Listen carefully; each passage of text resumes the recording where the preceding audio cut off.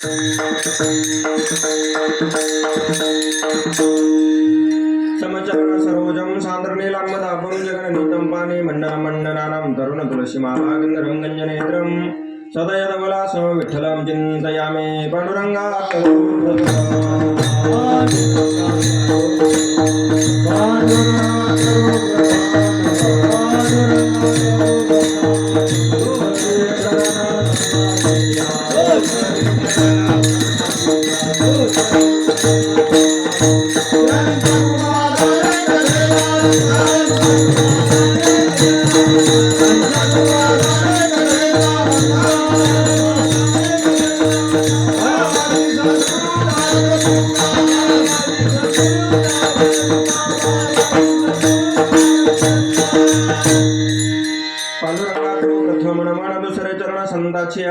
त्यांच्या कृपादाने कथेचा विस्तारो बाबाजी सद्गुरु दास तुका जयांचे किलिया स्मरण होय सकल विद्यांच्या अधिकरण तेचे बंधू श्रीचरण श्री गुरूंचे ते नमस्कारो नियाता लोकाभिरामं नररंग धीरं राजीव नेत्रं रघुवंशनाथं कारुण्यरूपं करुणाकरन्तं श्रीरामचंद्रं शरणं प्रपद्ये अस्ते क्षमाला हृदय कृष्ण तत्वं जिवाग्र भागेवर राम मंत्रं यन्मस्तके केशवपादतीर्थं शिवं मा भागवतं नमामि।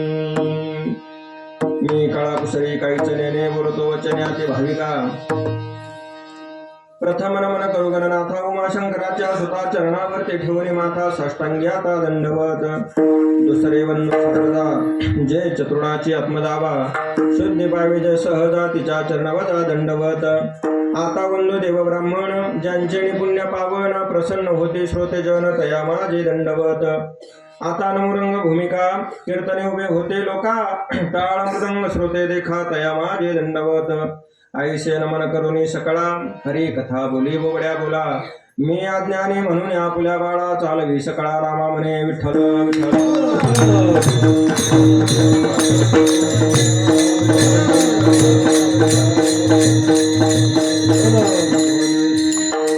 सेव भोळा चक्रवर्ती त्याचे पाय माझे चित्ते वाचे वदता शिवनाम तया नबाधी क्रोधकाम। प्रस्तुत प्रसंगी प्राप्त प्रसंगी कीर्तन रूपी सेवेकरता घेतलेला अभंग महान भगवत भक्त संत सम्राट विश्ववंद्य महाराष्ट्र भूषण वारकरी संप्रदायामध्ये ज्यांनी वेगळं आणि अलौकिक अशा प्रकारचं स्थान प्राप्त केलेलं आहे आणि वारकरी संप्रदायाचा प्रचार प्रसार करण्याचं काम त्यांनी तर केलंच केलं, परंतु वारकरी संप्रदायाचं खऱ्या अर्थाने जर आपण इतिहास पाहिला तर या वारकरी संप्रदायाला भागवत संप्रदायाला जे खांब होण्याचं काम ज्यांनी केलं, ज्यांना आपण आवडीनं भावानं प्रेमानं नाथ बाबा अशा प्रकारचं बोलतो, अशा हा नाथांचा अभंग असून नाथ महाराजा अभंगाद्वारे भगवान भोलेनाथाचं वर्णन किंवा महादेवाचं वर्णन महती आपल्याला सांगतात की या जगामध्ये अनेक प्रकारचे देव आहेत, 33 कोटी देव आहेत, सगळे देव आहेत, परंतु देवाला जरी देव आपण म्हणत असलो तर या जगामध्ये एक महादेव आहे आणि ते महादेव जर कोणते असतील तर आपले भोलेनाथ भगवान शंकर आहेत। अशा भोलेनाथाचं वर्णन करत असताना नाथ बाबा म्हणतात भगवान शंकर कसे आहेत तर भोळे आहेत पा सेव भोळा चक्रवर्ती त्याचे पाय माझे चित्ते। भगवान शंकर कसे आहेत? भोळे आहेत, साधे आहेत। मग जे भोळे आहेत ते चक्रवर्ती होऊ शकतात का? नाथ बाबांचं म्हणणं असं आहे भगवान शंकर भगवान भोलेनाथ हे भोळे आहेत आणि चक्रवर्ती पण आहेत। मला सांगा चक्रवर्ती माणूस कधी भोळा असू शकतो का? नाही। आणि भोळा माणूस कधी चक्रवर्ती असू शकत नाही। हे जर तुमच्या लक्षात आलं नसेल तर मला सांगा जो भोळा आहे तो राजा होऊ शकत नाही आणि जो राजा आहे तो भोळा असू शकत नाही। मग इथं नाथ बाबा म्हणतात की भगवान भोलेनाथ कसे आहेत? ते भोळे आहेत पण चक्रवर्ती आहेत पा शिव भोळा चक्रवर्ती त्यांचे पाय माझे चित्ते। अशा भगवान भोलेनाथाचे जे पाय आहेत, जे चरण आहेत ते माझ्या चित्तामध्ये आहेत पा। काही लोकांनी नाथ बाबाला विचारलं, म्हणले तुम्ही म्हणताय ते बरोबर आहे, पण भगवान शंकराचं भजन केलं, नामस्मरण केलं किंवा त्यांचे पाय जर तुमच्यासारखे आम्ही आमच्या चित्तामध्ये जर साठवले तर आमचा काही फायदा होईल का? त्यावेळेस नाथ बाबा म्हणतात आपल्या मुखाने वाचेनं जर आपण त्या भोलेनाथाचं भजन केलं तर काय होईल? वाचे वदता शिवनाम तया नबाधी क्रोधकाम। या जगामध्ये आपले शत्रू आहेत पा, हे बाकीचे शत्रू आपण केव्हा नाहीसे करू आपल्याला लक्षात येणार नाही, परंतु काम क्रोध रूपी जे शत्रू आहेत यांना जर आपल्याला मारायचं असेल, यांना जर आपल्याला नष्ट करायचं असेल, तर आपल्याला काय करावं लागेल? आपल्या मुखाने, आपल्या वाचेने आपल्याला भगवंताचं भजन करावं लागेल. वाचे वदता शिवनाम तयानवादी क्रोधकाम. त्याला बाधा सुद्धा होणार नाही महाराज. अजून काय होईल? तर नाथ बाबा सांगतात, धर्म अर्थ काम मोक्ष शिव देखता प्रत्यक्ष. त्या भगवान शंकराला, भोलेनाथाला पाहिल्याबरोबर, त्याच्या पिंडीचं दर्शन घेतल्याबरोबर त्या ठिकाणी काय होईल? आपल्या जीवनामधलं जे काय आपल्याला 4 पुरुषार्थ मिळवायचे आहेत, म्हणजे धर्म अर्थ काम आणि मोक्ष, हे आपल्याला सहज त्या ठिकाणी मिळवता येतील. नाथ बाबा म्हणतात, एका जनार्दनी शिव निवारी कळी काळाचे देव. आपल्याला कळी काळाची भीती आहे आणि या कळी काळावर जर आपल्याला मात करायची असेल तर आपल्याला काय करावं लागेल? भगवान शंकराचं भजन करावं लागेल. असा अभंगाचा सरळ सरळ भावार्थ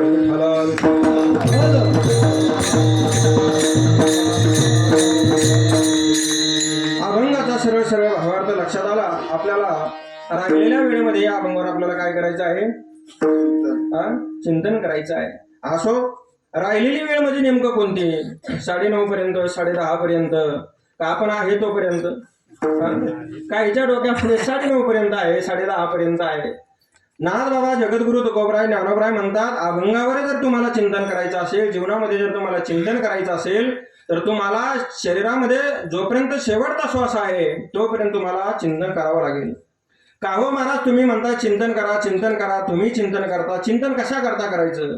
चिंतन याच्या करता करायचं, आपल्या जीवनातली चिंता कमी करण्याकरता चिंतन करायचं. विठ्ठल विठ्ठल. आपल्या जीवनामध्ये अनेक प्रकारच्या चिंता आहेत महाराज, बरं का.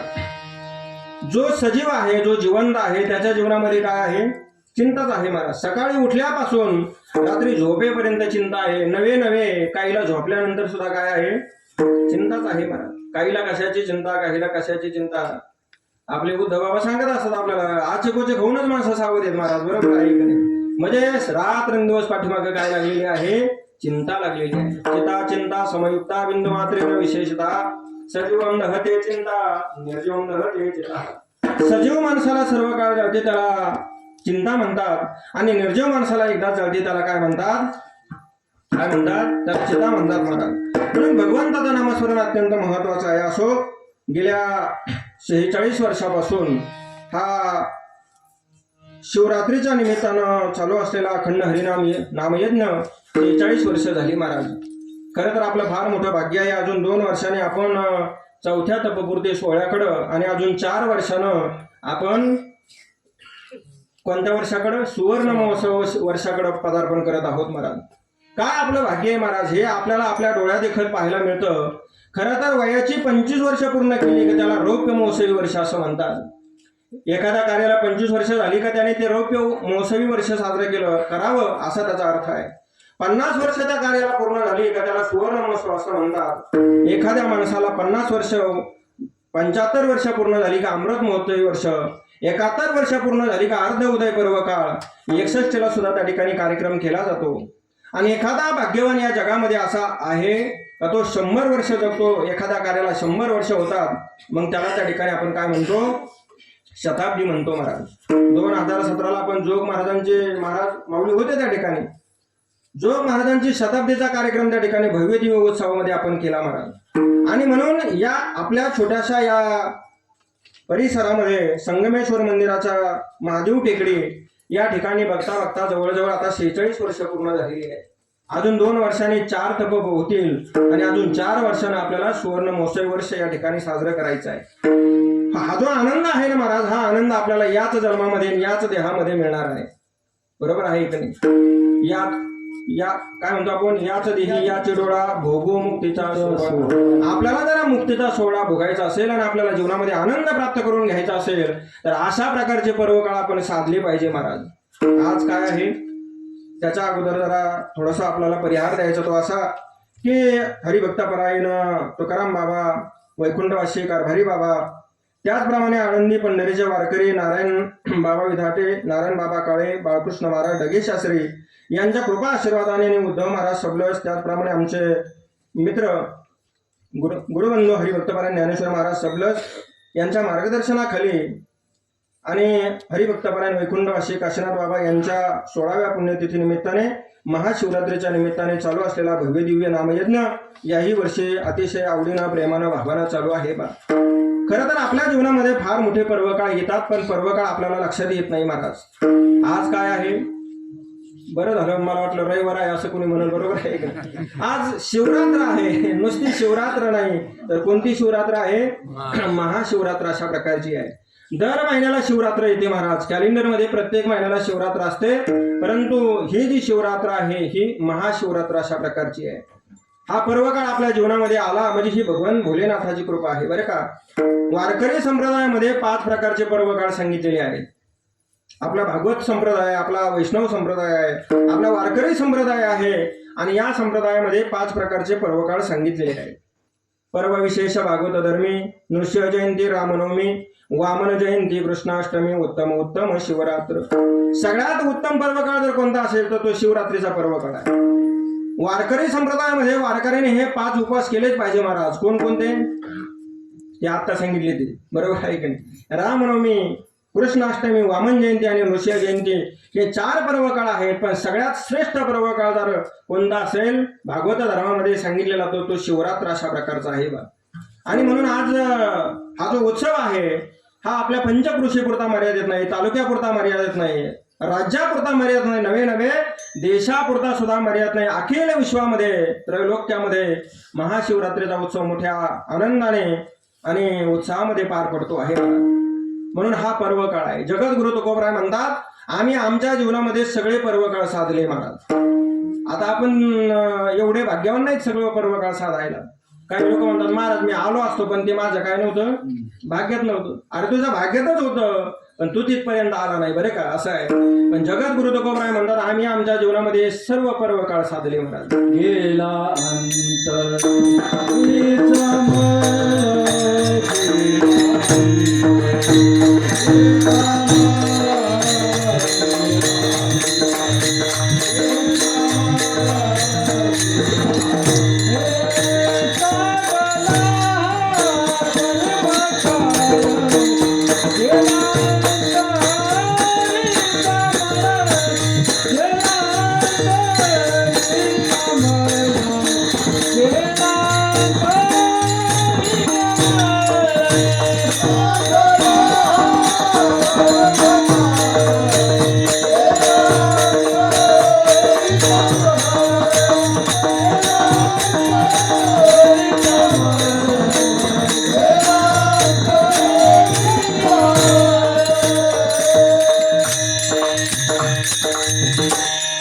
सुंदर प्रमाण महाराजांनी दिलेलं आहे. साधला हा पर्वकाळ गेला अंतरीचा मळ.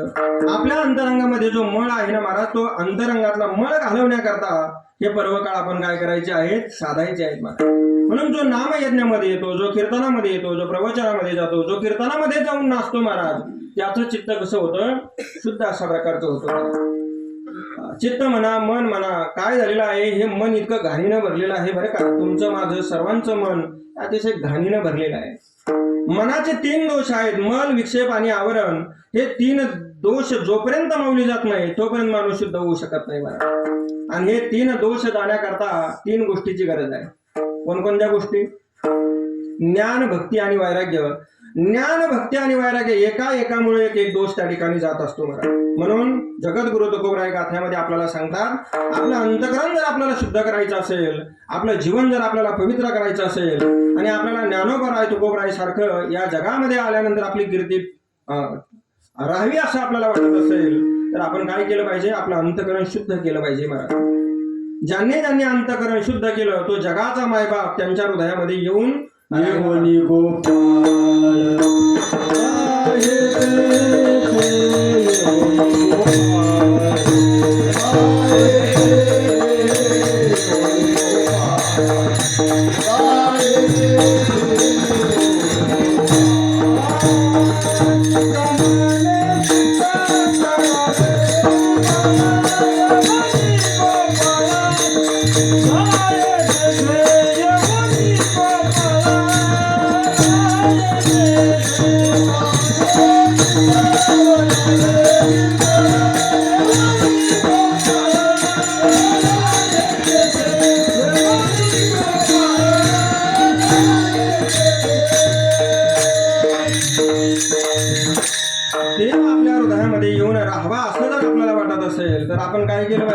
आपलं चित्त कसं केलं पाहिजे, शुद्ध केलं पाहिजे महाराज.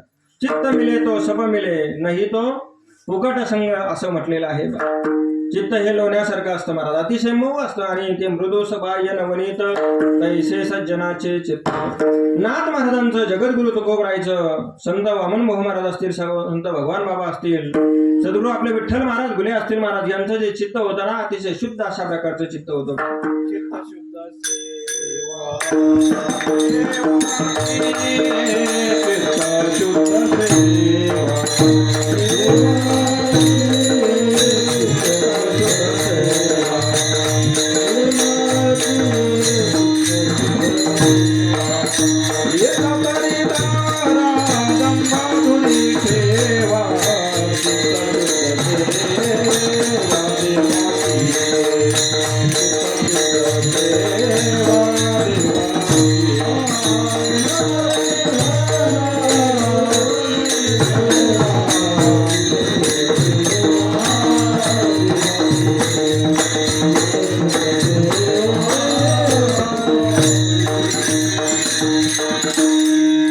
चित्त जर आपल्याला शुद्ध करायचं असेल तर आपलं अंतःकरण स्वच्छ झालं पाहिजे.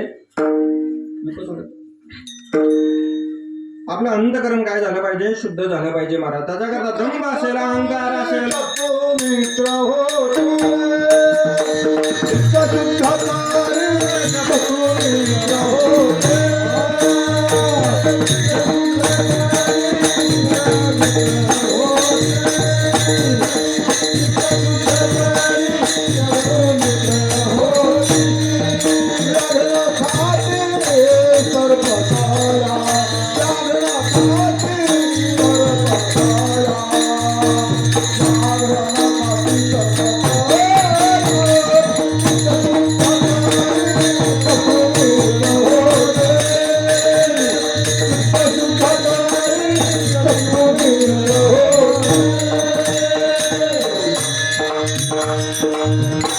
आपलं जर चित्त झालं ना महाराज तर शत्रू सुद्धा काय होतात, आपले मित्र होतात महाराज. म्हणून आपले सगळेच मित्र व्हावं असं जर आपल्याला वाटत असेल तर आपलं पहिलं काय केलं पाहिजे, आपण चित्त शुद्ध केलं पाहिजे बा.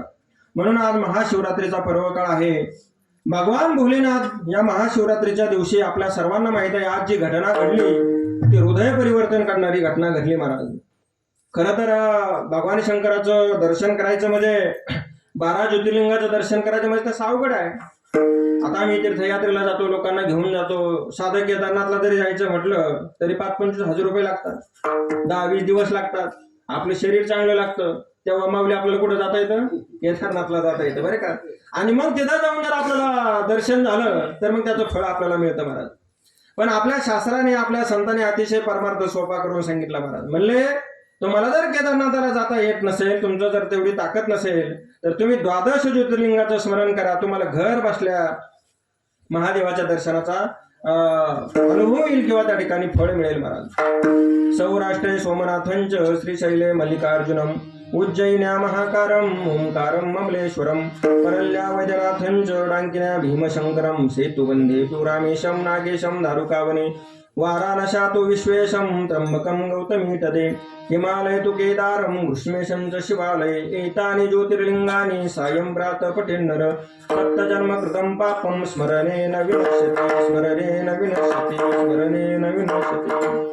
झालं की नाही 12 ज्योतिर्लिंगाचं दर्शन? आता एवढं दर्शन करायला किती रुपये लागले असते तुम्हाला? कमी कमी लाख रुपये लागले असते, बरोबर आहे की?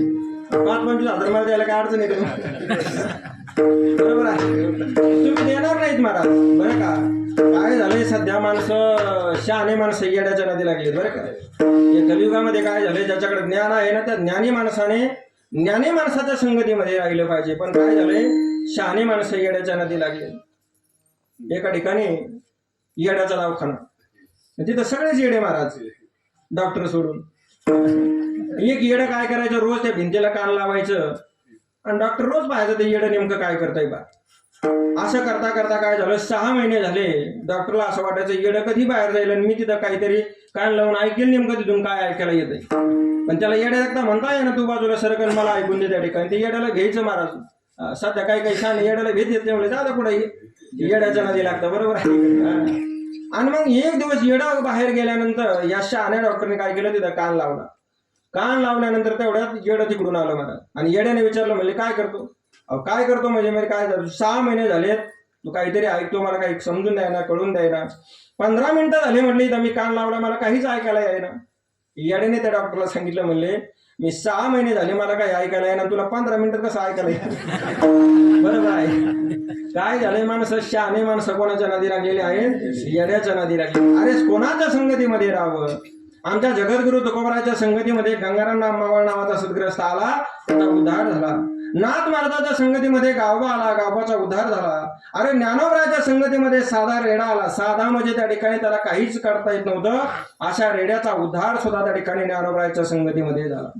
रेड्या मुखी वेद बोलविला, गर्भध्वजांचा हरविला, शांतीरूपी प्रकटला ज्ञानोबा माझा. आणि म्हणून आज शिवरात्र अशा प्रकारची आहे, महाशिवरात्र आहे. जगाच्या कल्याणाकरता त्या ठिकाणी जे कार्य करतात त्यांना देव म्हणतात, आणि जगाच्या कल्याणाकरता जे विष पितात त्यांना देव नाही, त्यांना महादेव म्हणतात. बरं का महादेव. जगाच्या कल्याणाकरता विष घेता आलं पाहिजे महाराज. आणि म्हणून महादेवाने काय केलं, 14 रत्न बाहेर आली, सगळे रत्न घेण्याकरता सगळ्यांची धावपळ चालू झाली महाराज. ज्या वेळेस हलाहल विष बाहेर आलं त्यावेळेस कोणी त्या ठिकाणी घ्यायला तयार नाही. मग काय करावं, मग आपल्या महादेवाने भोलेनाथाने काय केलं, ते हलाहल अशा प्रकारचं असणारं विष घेतलं महाराज. आता विषच होतं ते, संत असू द्या, भगवंत असू नाही तर भगवंताचा बाप असू द्या, शेवटी त्याचा परिणाम होणारच महाराज. आणि मग कंठ त्या ठिकाणी असा हे व्हायला लागला, त्रास व्हायला लागला. माझा भगवान भोलेनाथानं त्या ठिकाणी काय करावं म्हणून त्या ठिकाणी याचा काहीतरी त्रास कमी होण्याकरता भगवान भोलेनाथानं सुद्धा भजन केलं. पण भजन कोणाचं केलं, भजन करी महादेव, भजन करी महादेव,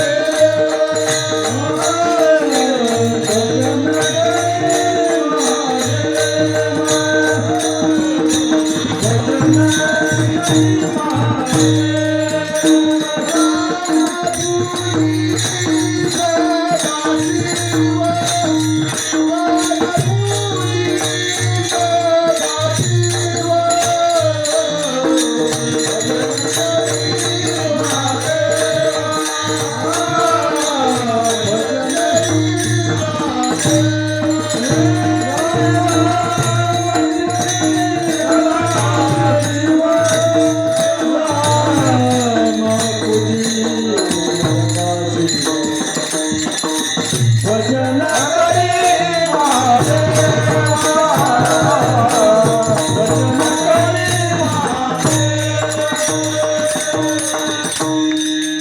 भगवान भोलेनाथाला त्या ठिकाणी कंठ त्रास व्हायला लागला तेव्हा कोणाचं भजन केलं महाराज, रामाचं भजन केलं. बरे का, भजन करी महादेव, राम पूजे सदाशिव. महादेवाने कोणाचं भजन केलं, रामाचं भजन केलं. आणि रामाने कोणाचं भजन केलं, रामाने सदाशिवाचं भजन केलं महाराज. कोणत्या सदाशिवाचं, इकडे लक्ष द्या, कोणत्या सदाशिवाचं, आमच्या दुसऱ्याच्या.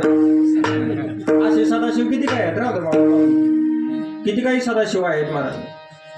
भजन करे महादेव, राम पूजे सदाशिव. रामाने त्या ठिकाणी सदाशिवाचं भजन केलं. महादेवाला अनेक नाव आहेत बरं का, कोणी त्याला महादेव म्हणतं, कोणी त्याला सदाशिव म्हणतं, कोणी त्याला भोलेनाथ म्हणतं, कोणी त्याला शंकर म्हणतं, कोणी त्याला पशुपतीनाथ म्हणतं. बरं का, तुम्ही नेपाळ जर कधी गेले कधी तुम्ही कधी जायचंय मला, बरोबर आहे का नाही, काय आहे डोक्यात आहे की नाही आपलं जायचं की नाही, जायचं डोक्यात आहे, परंतु आता डोक्यात घेतलं पाहिजे. नुसतं डोक्यात असून उपयोग नाही.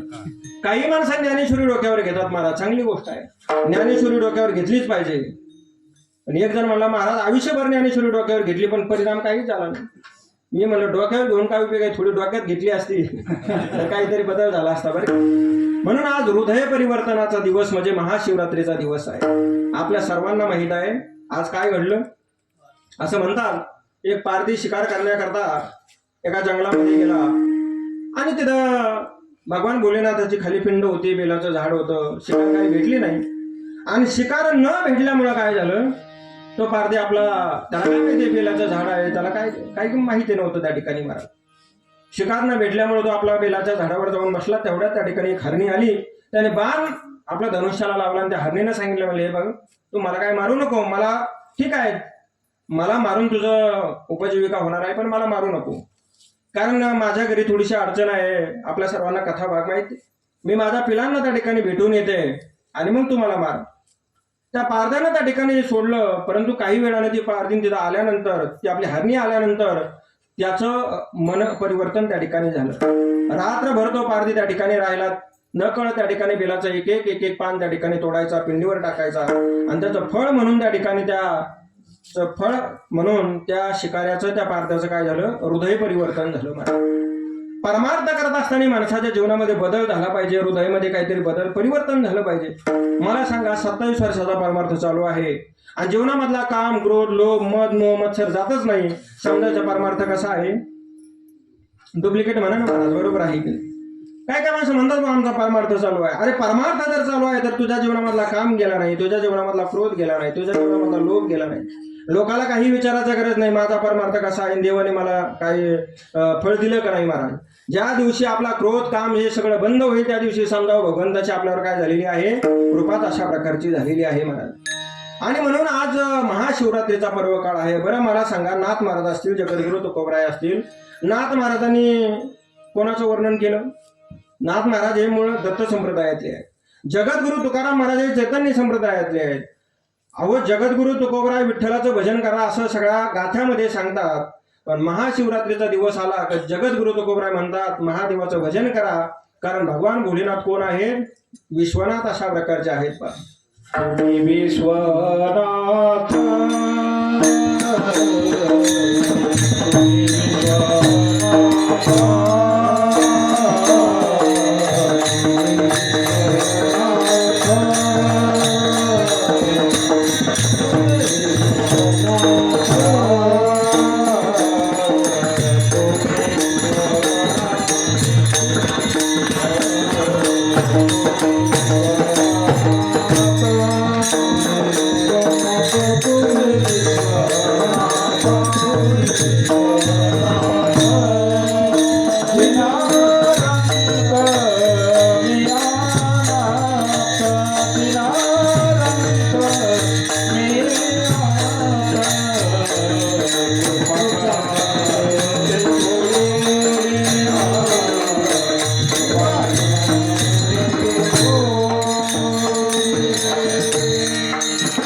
भगवान भोलेनाथाला जगद्गुरु तुकोबराय म्हणतात, तुम्ही कोण आहात? तुम्ही विश्वनाथ आहात महाराज. विश्वनाथ म्हणजे काय?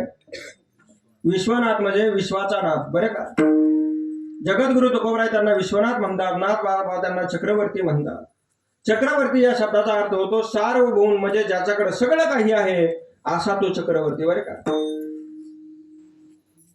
भगवान भोलेनाथाला चक्रवर्ती म्हणतात. काहीला चक्रवर्ती माहित नाही. आमच्या काळात एक चक्रवर्ती होऊन गेला बा, मिथुन चक्रवर्ती, बरोबर? तो चक्रवर्ती नाही. भगवान भोलेनाथाला चक्रवर्ती म्हटलेला आहे. तुम्ही विश्वनाथ, दीन रंकमी अनाथ, तुम्ही राजे आहात, तुम्ही सार्वभौम आहात, तुम्ही जगाचे त्या ठिकाणी फार मोठे मालक आहात. पण मी कोण आहे? मी दीन आहे. आता दीन शब्दाचा अर्थ काय होतो महाराज? इथं जरा थोडस जगद्गुरु तुकोबरायचं व्याकरण पाहिलं, गाथा पाहिली, तर इथं दुसरा दीन शब्द आहे. दीन म्हणजे याचा अर्थ असा होतो दुबळा. आणि पहिली व्हॅलेंटाईन जर दिली तर दीन या शब्दाचा अर्थ होतो आज कोणता दिन आहे, बरं का? दिन विशेष म्हणतो ना आपण. मग इथं व्हॅलेंटी देताना सुद्धा जगद्गुरु तुकोबरायच्या गाथ्यामध्ये दुसरी व्हॅलेंटी आहे. किती तुकाराम महाराज हुशार महाराज, किती त्यांच्याकडे कर्तुम अन्यथा कर्तुम शक्ती जगद्गुरु तुकोबरायकडे आहे. आणि म्हणून आपल्या वारकरी संप्रदायाचा देव आणि आपल्या वारकरी संप्रदायाचे गुरु जर कोण असतील तर हे आपल्याला माहिती असलं पाहिजे महाराज. आजही आपलं दुर्दैव आहे, आपल्याला आपल्या वारकरी संप्रदायाचे गुरु कोणते आहेत हे अजून आपल्याला माहिती नाही महाराज. कोणते आहेत आपल्या वारकरी संप्रदायाचे गुरु? आपल्या वारकरी संप्रदायाचे गुरु कोण आहे? वारकरी संप्रदाय कोणामध्ये भेद करत नाही महाराज, बरं का? हरी असू द्या, हर असू द्या, हरी हरा भेद नाही नका करू वाद. त्या ठिकाणी महाराज आपण भेद केला महाराज, हो असा आहे, तो तसा आहे, तो तसा आहे. पण आपले वारकरी संप्रदायाचे गुरु जर कोणते असतील तर आपण रोज हरिपाठ म्हणतो. आदिनाथ गुरु सकळ श्रीराम, आदिनाथ गुरु सकळ श्रीराम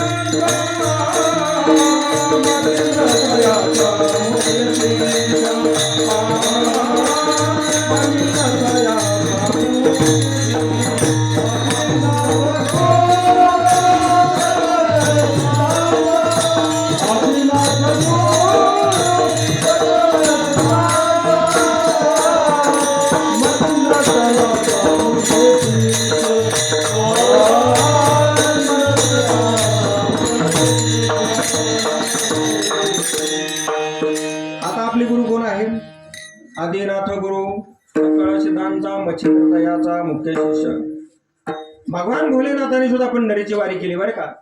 भगवान भोलेनाथ पहिली वारी पंढरपूरला गेले. पंढरपूरला गेले जाताना एकटे नाही गेले महाराज, सहपरिवार सहकुटुंब सगळेच गेले त्या ठिकाणी. पण तिथं गेल्यानंतर भगवान भोलेनाथाने नंदीलाही बाहेर ठेवलं, पार्वतीलाही बाहेर ठेवलं आणि एकटे आतमध्ये गेल्यानंतर माझा भगवान पंढरीच्या पांडुरंग परमात्म्याने महादेवाला उचलून घेतलं. परब्रह्मलिंगम भजे पांडुरंगम. तेव्हा आदिनाथ गुरु सकळ सिद्धांचा मच्छिंद्र तयाचा मुख्य शिष्य मच्छिंद्राने बोध गोरक्षाशी केला. गोरक्ष वळला गहिनी प्रती गहिनी प्रसादे निवृत्ती दातार ज्ञान देवासार तुझविले.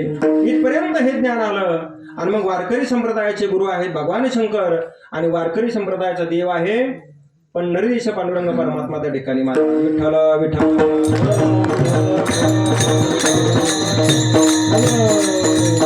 पण एकीकडे जगद्गुरु तुकोबराय सांगतात आपल्याला विठ्ठल विठ्ठल म्हणा वेळोवेळा हा सोहळा राहिला. आणि एकीकडे सांगतात तुम्ही विश्वनाथ किंवा शिव भोळा चक्रवर्ती. मग काही लोक म्हणले महाराज तुम्ही एकीकडे आम्हाला विठ्ठलाचं भजन करायला सांगता, एकीकडे त्या ठिकाणी आम्हाला भगवान शंकराचं भजन करायला सांगता, आम्ही कोणाचं भजन करावं. त्यावेळेस महाराज सांगता तुम्ही कोणत्याही देवाचं भजन करा, शेवटी ते भगवंतालाच जाऊन मिळणार आहे. जसं तुका म्हणे गंगा सागर संगमी अवघ्या झाल्या उर्मी एकमय. मग हा नाथ बाबांचा अभंग आहे. या अभंगाच्या द्वारे नाथ बाबा शिव या शब्दाने अभंगाची सुरुवात करतात. काय शिव या शब्दाने, शिव भोळा चक्रवर्ती. आता शिव म्हणजे नेमका कोणता शिव, तर शिव शब्दाचे 4 अर्थ होतात बरं का. पहिला शिव शब्दाचा अर्थ आहे शिव म्हणजे कल्याण, आत्यंतिक दुःखाची निवृत्ती आणि परमानंदाची प्राप्ती करून घेणं, म्हणजेच आपलं कल्याण करून घेणं, याला म्हणायचं शिव. इकडे लक्ष द्या, याला म्हणायचं शिव महाराज. दुसरा शिव शब्दाचा अर्थ असा आहे आपल्या गावामध्ये जर मुलाची लग्न ठरली तर मुलाचं लग्न ठरल्यानंतर त्याला सकाळी वऱ्हाड निघालं तर त्याला घरचे सांगतात हे नारळ धर आणि जाताना तुला काय लागेल, शिव लागेल महाराज. तो शिव ही शब्द या ठिकाणी नाथ महाराजांनी वापरला का, तो शिव शब्द या ठिकाणी वापरला नाही. तिसरा शिव शब्दाचा अर्थ आहे पूर्वी आपले कपडे फाटायचे महाराज. मग आई आपल्याला काय म्हणायचे, बाळू तो शर्ट इकडं आण, तो सदरा इकडं आण, त्याला काय कर, त्याला शिव महाराज. काय झालं, दुनिया बदलली महाराज. एक पिढी माऊली आपण अशी पाहिली, एक पिढी म्हणजे आपणच त्या पिढीतले आहोत. फाटलेले कपडे आपण शिवून घालायचो महाराज. फाटलेले कपडे शिवून घालणारी पिढी आपण पाहिली, आपण त्या पिढीतले आहोत. पण पिढीच आता अशी आली महाराज, चांगले कपडे फाडून घालणारी पिढी सध्या निर्माण झालेली आहे महाराज. 5,000-5,000 रुपयाचे कपडे घेतात आणि कुठं कुठं फाडतात काय सांगता येत नाही महाराज. अरे पुण्या मुंबईला तर त्या ठिकाणी गेलं ना महाराज सगळं फाडून, हे दरिद्राचं लक्षण आहे महाराज. चांगले कपडे फाडून घालणं हे कशाचं लक्षण आहे, ही दरिद्रता आहे. आणि म्हणून आता आमच्या जीवनामध्ये दुःख आहे. दुःखाला कारणीभूत कोण आहे, आमच्या दुःखाला कारणीभूत आम्हीच आहे महाराज. दुःख कोणी आपल्याला दुसरा देऊ शकत नाही. जरी आपण म्हणत असलो हा संसार दुःखरूप आहे, संसार दुःख मूळ चौकडिंगळ, विश्रांती नाही कोठे रात्रंदिवस तळमळ. संसारामध्ये जरी दुःख असलं तर आता पाहिजे तेवढं दुःख संसारामध्ये सध्या तरी नाहीये महाराज. कारण सगळे साधनं भरपूर झाली. आता मला सांगा सध्या साधनं झाली का साधना वाढली महाराज, साधना वाढली. हा रोज भजन करता तुम्ही, हा पुढे साधना वाढली महाराज, साधना कमी झाली. हा महादेव आहे आता तुमची साधना वाढली म्हणजे तुम्ही रोज आता याच्या माध्यमातून कीर्तन ऐकत असता त्याच्यामुळे वाढली असेल साधना. साधना वाढली नाही महाराज, साधना वाढली, साधना मात्र कमी झालेली आहे. घरामध्ये त्या ठिकाणी मनोरंजनाची किती साधना आली. मोबाईल आहे, टीव्ही आहे, लॅपटॉप आहे, कॉम्प्युटर आहे, अजून काय काय येईल काय सांगता येत नाही मला. साधना वाढली पण माणसाचं मन मात्र काय स्थिर होत नाहीये बा. घरामध्ये पहा माणसं इकडून तिकडं तिकडून इकडं. मागे गाणं आलं होतं मला, इकडून तिकडं तिकडून इकडं, शांतबाई. बरोबर आहे, माणसाचं मन काय स्थिर राहायला तयार नाहीये मला. आणि माणसाचं मन जर आपल्याला स्थिर करायचं असेल तर आपलं कल्याण आपल्याला करून घ्यावं लागेल. म्हणजेच आपल्याला शिवाशी काय करावं लागेल, शिवाचं आणि जीवाचं ज्या दिवशी मिलन होईल त्या दिवशी मधुरा भक्ती तयार होईल महाराज. भगवान भोलेनाथाला म्हणतात शिव आणि आपल्या शरीरामध्ये आहे तो जीव. हा जीव ज्या दिवशी त्या शिवाला जाऊन मिळेल, ज्या दिवशी त्याची भेट होईल, संगती होईल, त्या दिवशी मधुरा भक्ती तयार होईल महाराज. मग हा तिसरा शिव शब्दाचा अर्थ आहे शिव. आणि चौथा शिव शब्दाचा अर्थ असा आहे, लहानपणी माऊली आपण सर्वजण खेळ खेळायचो आणि त्या खेळामध्ये एक खेळ असायचा त्याला म्हणायचे सूर पारुंब्या बरं का. असा पाय वर करून सूर फेकायचा. तुम्ही फेकला ना तसे तुम्ही सगळे सूर आहेत. आणि मग सूर पारंब्या खेळायचे आणि ते त्या ठिकाणी फेकला की तो काय म्हणायचे त्याला जाऊन शिव त्या ठिकाणी मार. मग ह्या 4 शिव शब्दाच्या अर्थापैकी इथं कोणता शिव आहे? सूर पारंब्यातला शिव, या मर्यादा मधला गावावर लागणारा तो शिव तोही नाही, शर्ट शिवणारा शिव तोही नाही. शिव शब्दाचा अर्थ होतो आत्यंतिक दुःखाची निवृत्ती आणि परमानंदाची प्राप्ती करून घेणं, म्हणजे आपला कल्याण करून घेणं. म्हणून जे नाथ महाराज आपल्याला सांगतात असे असणारे भगवान भोलेनाथ शिव हे कसे आहेत? अभंगाचं प्रथम चरण. शिव भोळा चक्रवर्ती शिव भोळा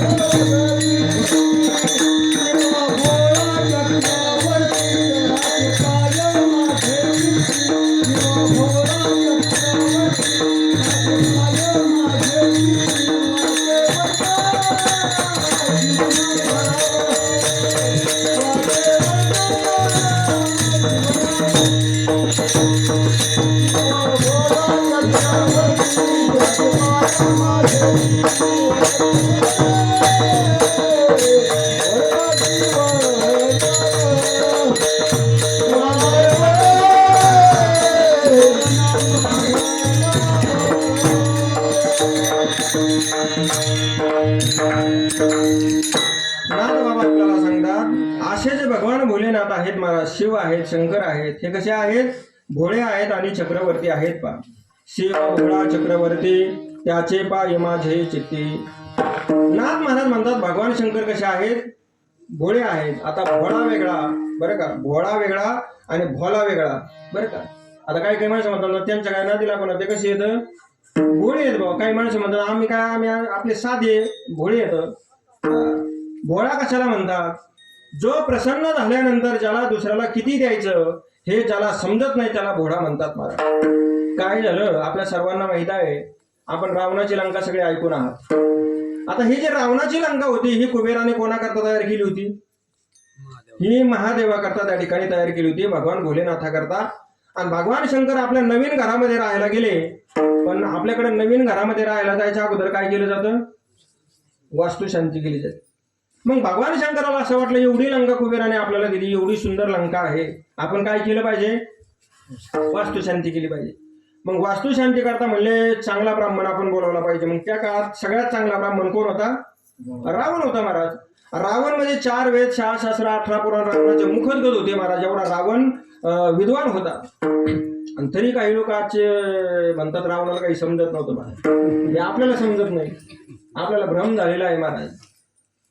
आपल्याला काय झालेलं आहे? भ्रम झालेला आहे.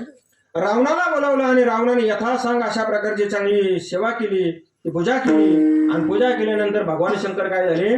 प्रसन्न झाले. सगळ्यात लवकर प्रसन्न होणारा जगाच्या पाठीवर देव जर कोणता असेल तर ते भगवान भोलेनाथ आहेत.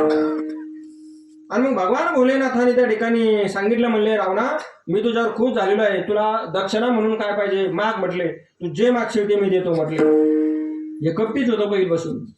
कोण? मी रावणाचं सांगतोय. रावणाने सांगितलं म्हणले मला लंका देऊन टाका म्हटले. बा भगवान भोलेनाथाने मागचा पुढचा विचार न करता म्हणले घेऊन टाक म्हटले त्या ठिकाणी.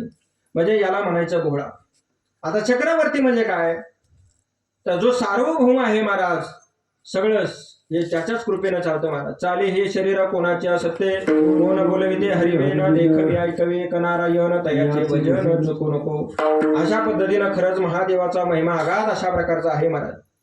आपण मंदिरामध्ये गेल्यानंतर प्रत्येक देवाला काय करतो? प्रदक्षिणा करतो महाराज. बरोबर आहे का नाही? आपल्याकडे त्याला प्रदक्षिणा म्हणतात, कोणी त्याला परिक्रमा म्हणतं. तुम्ही वृंदावनला जर गेलात, माऊलीला माहित आहे, आपण वृंदावनला जर गेलो तर तिकडे गोवर्धन परिक्रमा, वृंदावन परिक्रमा, 84 कोसाची परिक्रमा, सगळ्याला त्या ठिकाणी आपण काय करतो? परिक्रमा करतो, प्रदक्षिणा घालतो. गणपतीच्या मंदिरामध्ये गेल्यानंतर प्रदक्षिणा घालतो. महादेवाच्या मंदिरामध्ये गेल्यानंतर प्रदक्षिणा घालतात महाराज. पण पूर्ण घालतात का अर्धी घालतात? अर्धी घालतात. हे सगळ्यांना माहिती आहे अर्धी प्रदक्षिणा करावी. पण का अर्धी प्रदक्षिणा करावी? का अर्धी प्रदक्षिणा करावी हे कोणाला माहिती नाही महाराज. आम्ही परमार्थ करतोय, पण परमार्थ करत असताना त्यातलं खरं जे काही मार्मिक जे काही गुह्य आहे ते आम्ही समजून घ्यायला तयार नाहीत महाराज. आता मला सांगा चोपडे महाराज, सध्या आपण परमार्थ जास्त करतोय का प्रपंच जास्त करतोय? हा? हे तुमच्या पुढे माहिती म्हणून तुम्हाला विचारलं, म्हणजे सगळ्याला ऐकू जाईल. सध्या आपला परमार्थ जास्त चालू आहे का प्रपंच चालू आहे महाराज? हा? सध्या प्रपंच चालू आहे असं तुमचं म्हणणं आहे. माता भगिनी तुमचं काय म्हणणं आहे? सध्या परमार्थ जास्त चालू आहे का प्रपंच जास्त चालू आहे? हा? यांच्या पुढे काय बोला, बरोबर आहे. आपला सध्या जर त्या ठिकाणी माऊली सगळ्यात जास्त चालू जर काय असेल तर परमार्थ चालू आहे महाराज.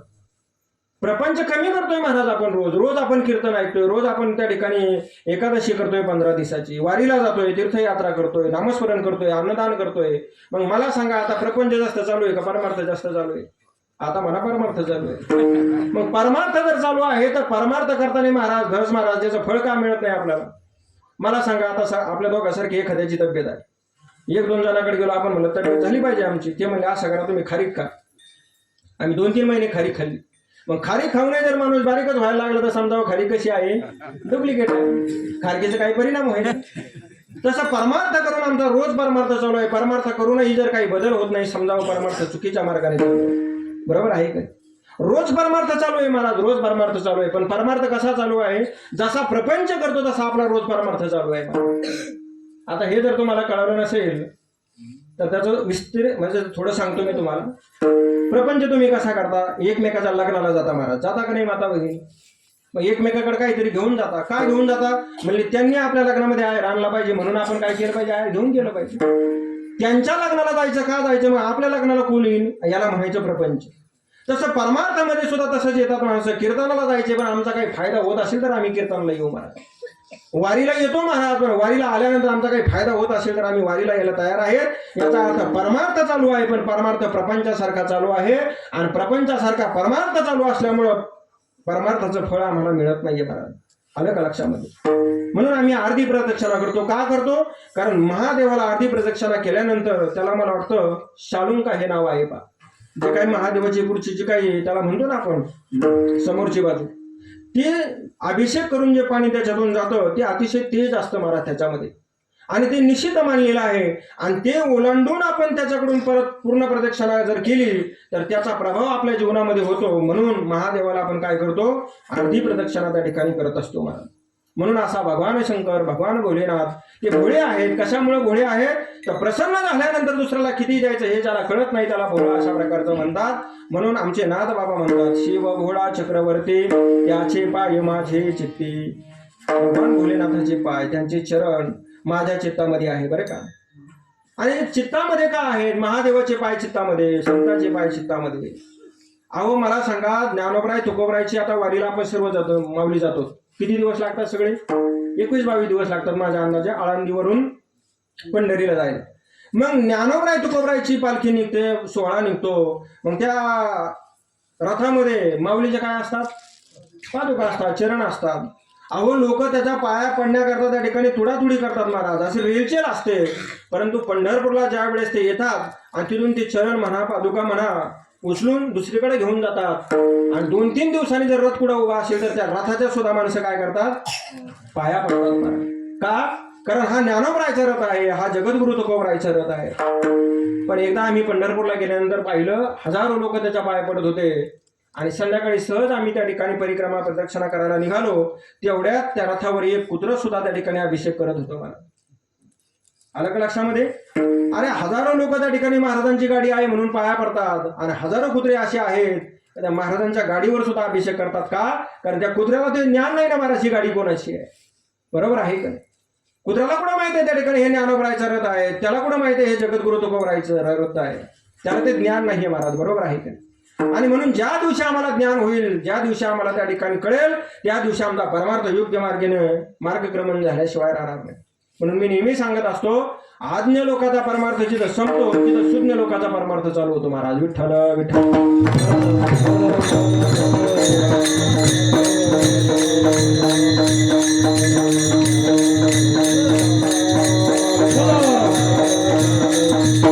म्हणून आम्हाला कळालं पाहिजे, साधू संतांनी आम्हाला सगळं काही दिलं महाराज. बरोबर आहे का नाही? काय नाही दिलं साधू संतांनी आम्हाला? देणाऱ्याने देत जावे, घेणाऱ्याने घेत जावे, घेता घेता देणाऱ्याचे एक दिवस हात घ्यावे.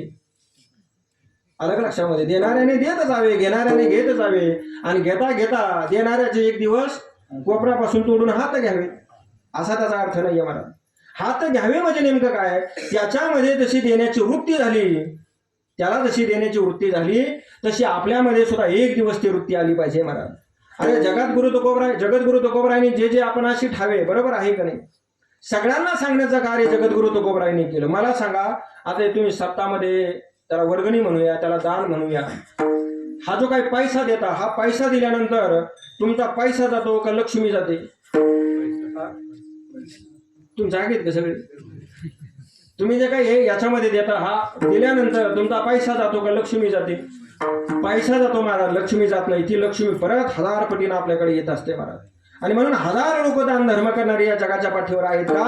कारण दान केल्यानंतर आपला पैसा जात नाही, आपला पैसा जातो पण लक्ष्मी जात नाही, आणि म्हणून लक्ष्मी 1000 पटीनं आपल्याकडे येते.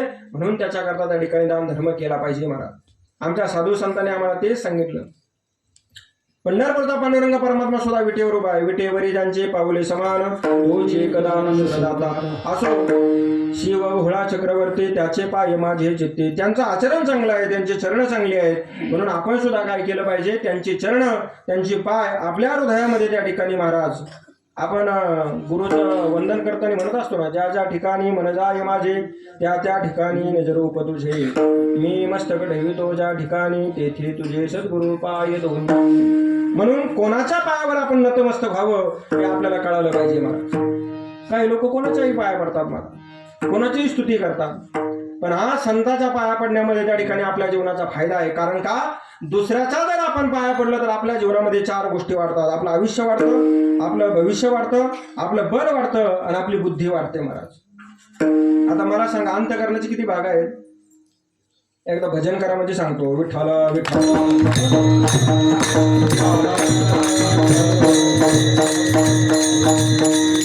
म्हणून असं म्हटलेलं आहे, ज्याच्या चित्तामध्ये जनावर आहे त्याला मोठा म्हणतात, ज्याच्या चित्तामध्ये पैसा आहे त्याला बँक म्हणतात, पण ज्याच्या चित्तामध्ये त्या ठिकाणी भगवंत आहे त्याचं हृदय म्हणजे त्या ठिकाणी भगवंताचं निवासस्थान अशा पद्धतीचं आहे बरं का. आणि म्हणून वारकरी संप्रदायामध्ये जगद्गुरु तुकोबराय, ज्ञानोबराय, माऊली यांनी असं काय अलौकिक अशा प्रकारचं कार्य केलं, हे जगाच्या पाठीवर कोणी करू शकत नाहीये बा. आणि म्हणून आपल्या जीवनामध्ये आपला फायदा व्हावा असं जर आपल्याला वाटत असेल, काही लोकांनी नाथ महाराजाला सांगितलं, म्हणले तुमचं म्हणणं बरोबर आहे, आम्ही 8 तासापासून ऐकतोय, शिव भोळे आहेत, शिवाचा शब्दाचा अर्थही आम्हाला कळाला, त्यांचे पाय तुमच्या चित्तामध्ये हे आम्हाला कळालं, पण आम्ही जर तुमच्यासारखं केलं, तुम्ही म्हणताय तसं जर केलं तर आमचा काही फायदा होईल का? तुम्ही म्हणताय हे करा, ते करा, ते करा, अजून काय करावं? तर तेच नाथ महाराज आपल्याला अभंगाच्या वाचे वरता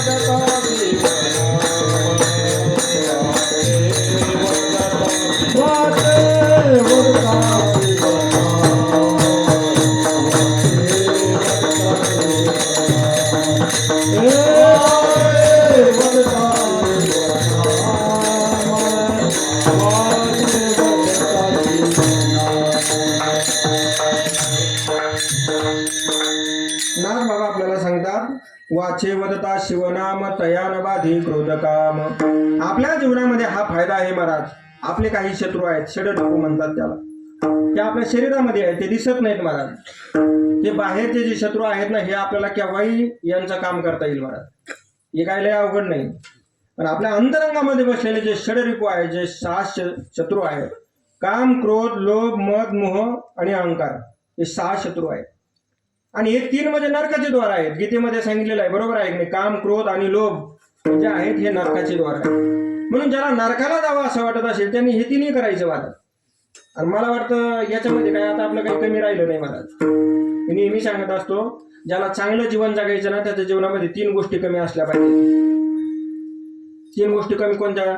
एक त्याचं बोलणं कमी असलं पाहिजे, एक त्याचं खाणं कमी असलं पाहिजे, आणि तिसरं म्हणजे त्याची झोप कमी असली पाहिजे महाराज. युक्त आहार विहार, युक्त आहार विहार,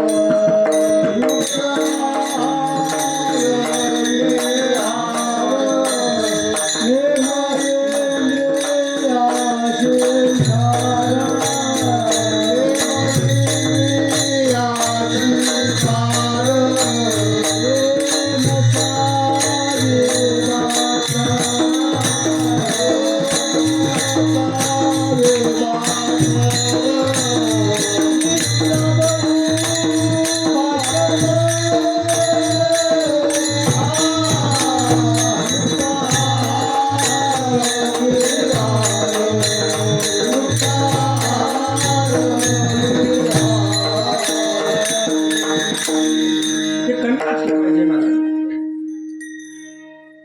युक्त आहार विहार, नेम इंद्रियाचे सार, नसा विवासर, निद्रा बहुभाषण. आपल्या जीवनामध्ये या 3 गोष्टी कमी असल्या पाहिजेत. आपली झोप कमी असली पाहिजे, आपलं बोलणं कमी असलं पाहिजे, आणि आपले आहार कमी असला पाहिजे. आता याच्यापैकी काय कमी आहे आपलं? काहीच कमी नाही महाराज. तुमच्या परिसरात तर बरं आहे, आमच्या सुद्धा याच्या बाबतीमध्ये कोणी हात धरू शकत नाही महाराज. एक 4-5 वर्षापूर्वी आमच्या गावचा एक माणूस एवढा जेवला काही किती जेव्हा हे समजत नाही, म्हणून जगद्गुरु तुकोबराय येऊन सांगितलं युक्त आहार विहार. थोडं जेव्हा म्हटले त्या ठिकाणी महाराज.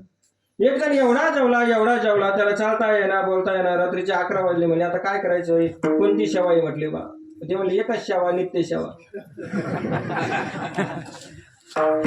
आणि रात्री नित्य सेवामध्ये त्यांना ते म्हणले इथं नाही जमलं, म्हणले इथले डॉक्टर गेले, म्हटले यांना गेले म्हणजे घरी गेले म्हटले, असं यांना भाऊकडे न्यावं लागेल म्हटले. मग तेव्हा एकच भाऊ होते, पोटणीच भाऊ. मग भाऊकडे नेल्यानंतर सांगितलं, म्हणले हे जेवले बा, यांना काहीच करता येणार. भाऊ म्हणले काही काळजी करू नका, अनुभवी होती त्या ठिकाणी. ते म्हणले यांना 2 गोळ्या खावा लागतील म्हटले. हे त्याने ऐकलं. कोणी? ज्याला अजिबात बोलता येत नव्हतं, चालता येत नव्हतं, काहीच करता येत नव्हतं मला. त्यांनी ते ऐकल्यानंतर ते मला 2 गोळ्या खाणे एवढी जागा शिल्लक असते तर तिथंच 2 गोळ्या टाक, आपलं गुलाबजाम टाकले नसते का? म्हणजे एवढी सुद्धा जागा त्याने शिल्लक ठेवली.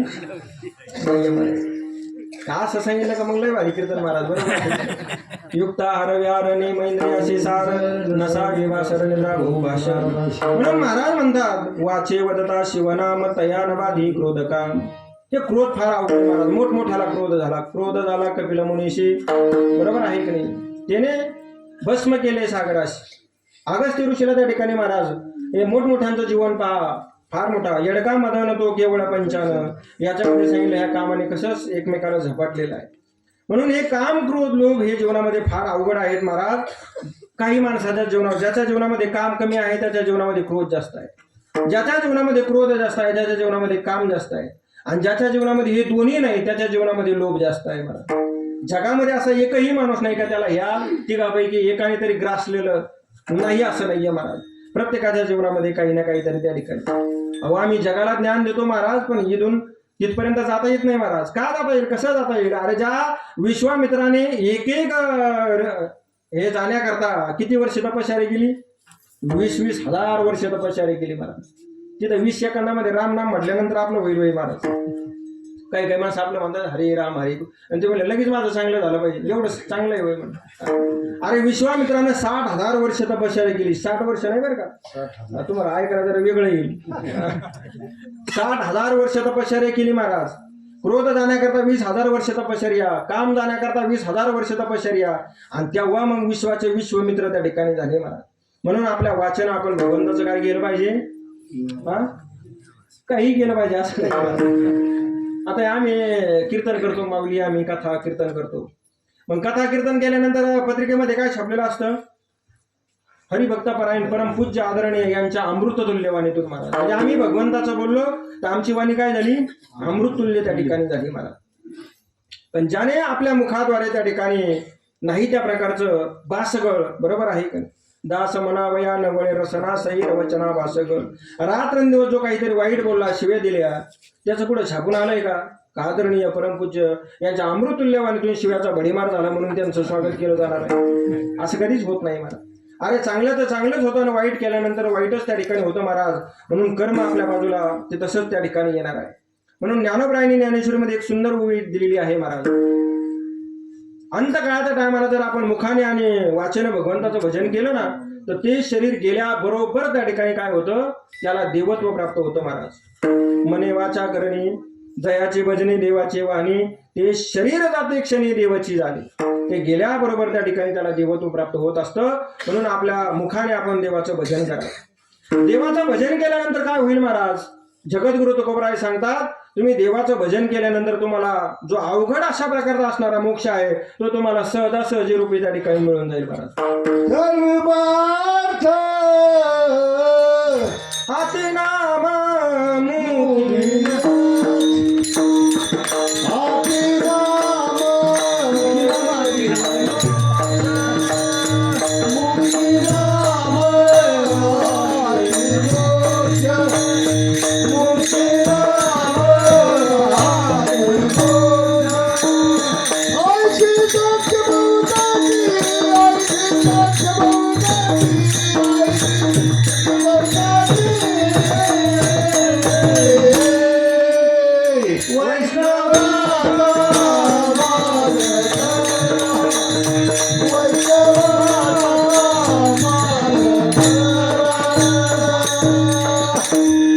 मुखी नाम हाती मोक्ष ऐसे साक्ष बहुतांची. आपल्या मुखामध्ये भगवंताचं नामस्मरण असलं पाहिजे. वाचे वदता शिवनाम. नाथ बाबा आपल्याला सांगतात आपल्या वाचन आपण भगवान शंकराचं नामस्मरण करावं. का? कारण आता कलियुगामध्ये आपल्याला तेवढंच साधन आहे बरं का. कलियुगा माझे करावे कीर्तन तेने नारायण देईल भेटी. आतापर्यंत युग झाली किती? ते म्हणले म्हणून का तुम्हाला माहित होतं म्हणून? युगे झाली 28. असं जरी वर्णन असलं तर आतापर्यंत युग झाली 4. सत्ययुग, त्रेतायुग, द्वापायुग, चालू असलेलं युग, कलियुग. हेच असं बदलून अशी 28 युग झाली. बरोबर आहे का नाही? प्रत्येक युगामध्ये देव प्राप्त करून घेण्याकरता वेगवेगळी साधनं होती महाराज. कृते यद ध्यायतो विष्णू त्रेतायाम यजतो मुखे द्वापार्य परिचर्या नाम खलो तदहरी कीर्तना. आतापर्यंत प्रत्येक युगामध्ये देव प्राप्त करून घेण्याकरता वेगवेगळी साधनं होती महाराज. फक्त काय झालं? आपला तसा भाव राहिला नाही बरं का.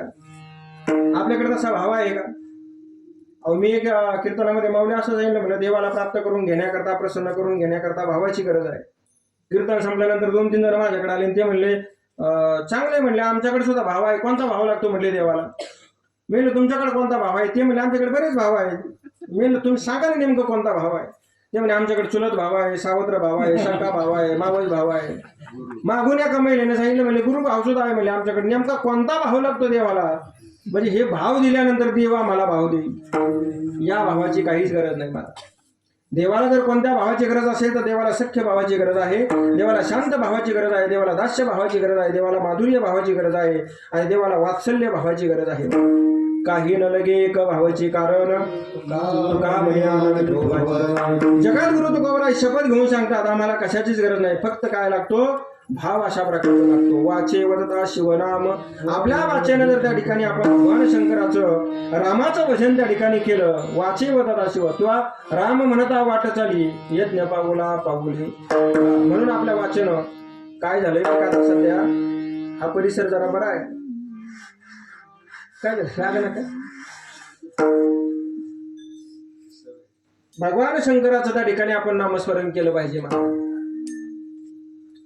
आपला मालक कोण आहे? आपला मालक कोण आहे? आपला मालक पांडुरंग आहे. बरोबर आहे का?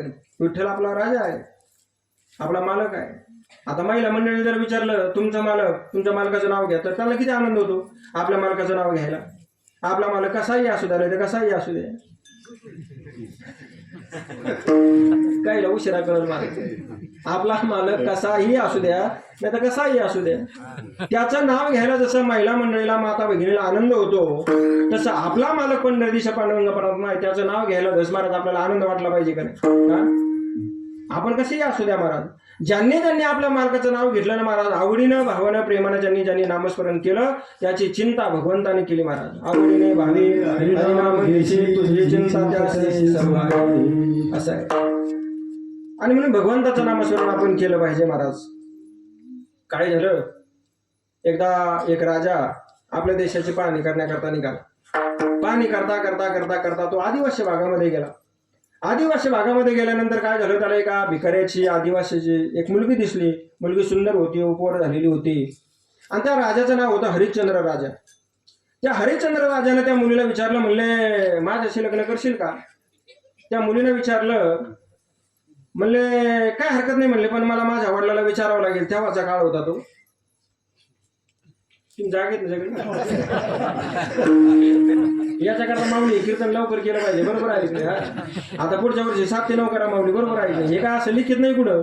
शिवरात्री माहिती मला बाबा येत असते बाबाचं नेहमी कीर्तन असते. मी पुढच्या वर्षी यांना सांगितलं म्हणलं हे असं जानेवारीत लई थंडी राहते हे लोकही येत नाही तर आपण काय करू पुढच्या वर्षी 100-150 असं घोंगडे घेऊन येऊ म्हटलं आपण रगे आणल्या म्हणजे त्यांना वाटून देऊ म्हटलं.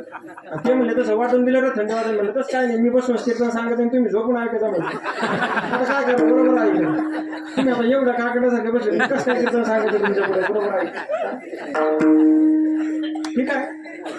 आणि मग त्याने सांगितलं म्हणले मला तुमच्या याचं जे काय करायचंय लग्न करायचंय म्हटले त्या ठिकाणी महाराज. त्याने सांगितलं म्हणले ठीक आहे मी तयार आहे. मग ठरलं लग्नही धूमधडाक्यात झालं. आता कसं काय झालं इकून दिलं होतं ते आणि लग्न झाल्यानंतर 2-3 दिवस झाले काही मैत्रिणी त्या ठिकाणी तिला भेटायला आल्या. त्याचं नाव होतं सोनू. आणि मग लग्न झाल्यानंतर ते म्हणले सोनू तुझं फार चांगलं झालं तुला एवढा मोठा राजा म्हणून मालक मिळाला एकदा त्याचं नाव घे ना मला आमचं जाऊ दे म्हटले त्या ठिकाणी. आता ती म्हणली मी तुमच्या बरोबर इतके दिवस राहिली मला कशाचं नाव घेता येतं म्हटली. नाही नाही म्हणले आम्हाला आनंद होईल तुझ्या मालकाचं नाव घे म्हटले पहा या ठिकाणी. आता नाव कसं घ्यायला पाहिजे होतं माऊली तर आनंदाने मोठा एवढा मोठा राजा मिळाला म्हटल्यानंतर असं जरा उत्स्फूर्तपणे नाव घ्यायला पाहिजे.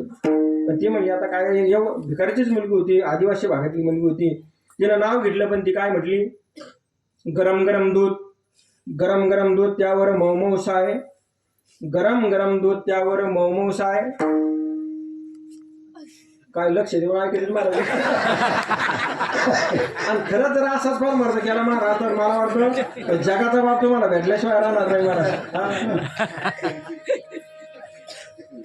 काहीची थंडी गेली काही ना मांडा लगेच मोठ्या वर माना केलं महाराज लईच महत्वाचं आहे का गरम गरम दूध महाराज. काहीच काही ध्यानात राहायचं नाही कीर्तनामध्ये जाता जाता म्हणायला बसले गरम गरम दूध जाता जीवनामध्ये परमार्थ करावा वारी करावी सेवा करावी दान धर्म करावा. काय म्हणते ते वारीच्या नंतर पाहतो तसं पहा काय आणि मग त्या ठिकाणी महाराज तिनं नाव घ्यायला सुरुवात केली. ती म्हटली गरम गरम दूध त्यावर मऊ साय गरम गरम दूध त्यावर मऊ साय हरिश्चंद्र राजाचं नाव घेते भाकरवाड गमाय. एवढा मोठा राजा भाकरवाड गमाय म्हणायला लागली काय आता तुम्ही सगळे हसले सोडला सगळे हसले ना महाराज. तो हास वाटला पण तिच्यापेक्षा वेगवेगळे आहे चांगले आहे तिचं सारखं झालंय महाराज. आपलं कोणत्याही मंदिरामध्ये गेलं का भाकरवाड त्याच्याकरता आम्ही मंदिरामध्ये जातो. आता मला सांगा मंदिरामध्ये भगवंताने आपल्याला बरंच काय दिलंय म्हणून जावं आणखीन काही मागण्याकरता जावं. तुम्ही मंदिरामध्ये जातात कशा करता जातात बरंच काही दिलं म्हणून मंदिरामध्ये जावं जावं महाराज का बरंच काही दिलं म्हणून आपण काय केलं पाहिजे मंदिरामध्ये गेलं पाहिजे. त्याने आता काही द्यावं असं या हेतूने मंदिरामध्ये जाऊ नये महाराज. मला कीर्तनामध्ये झालं कीर्तन थोडंसं ट्रॅक बदलावं लागलं मेल आता वेळ बराच झालेला आहे थोडंसं असं आहे. आणि म्हणून आपल्या वाचने जर आपण त्या ठिकाणी भगवंताचं नामस्मरण केलं ना महाराज तर नक्की आपल्याला भगवंतापर्यंत जाता येईल महाराज. जगामध्ये आपल्या हातामध्ये सगळं काही आहे. 4 प्रकारचे पुरुषार्थ सांगितलेले आहेत. धर्म अर्थ काम आणि मोक्ष हे 4 पुरुषार्थ आहेत महाराज. आणि हे 4 पुरुषार्थ जर आपल्याला मिळायचे असतील तर याच्याकरता फार मोठे प्रयत्न करावे लागते. धर्म म्हणजे आता हे नुसतं 2 शब्द आहेत धर्म म्हणतो आपण पण गीतेमध्ये पूर्ण धर्म आहे महाराज.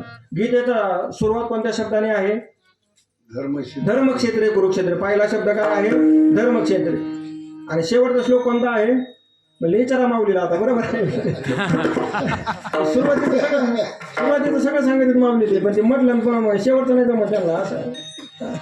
मग शेवटचा श्लोक आहे, यत्र योगेश्वर कृष्ण यत्र पार्थो धनुर्धरा तत्र श्री विजय भूती ध्रुवार नीतीर मतीर म त्या ठिकाणी महाराज. मग आपण धर्म शब्द हा पूर्ण गीता म्हणजे धर्मग्रंथ आहे महाराज.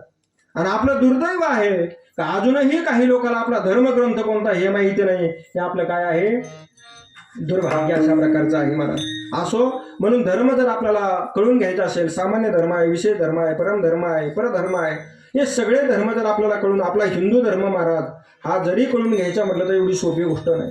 दुसरा पुरुषार्थ आहे त्या ठिकाणी धर्म, अर्थ त्या ठिकाणी महाराज. अर्थ म्हणजे काय, त्याचा वेगळा अर्थ होतो बरं का. काही लोक म्हणतात त्याला काय अर्थ आहे का महाराज, म्हणजे त्याचं काही खरं नाही, बरोबर आहे का.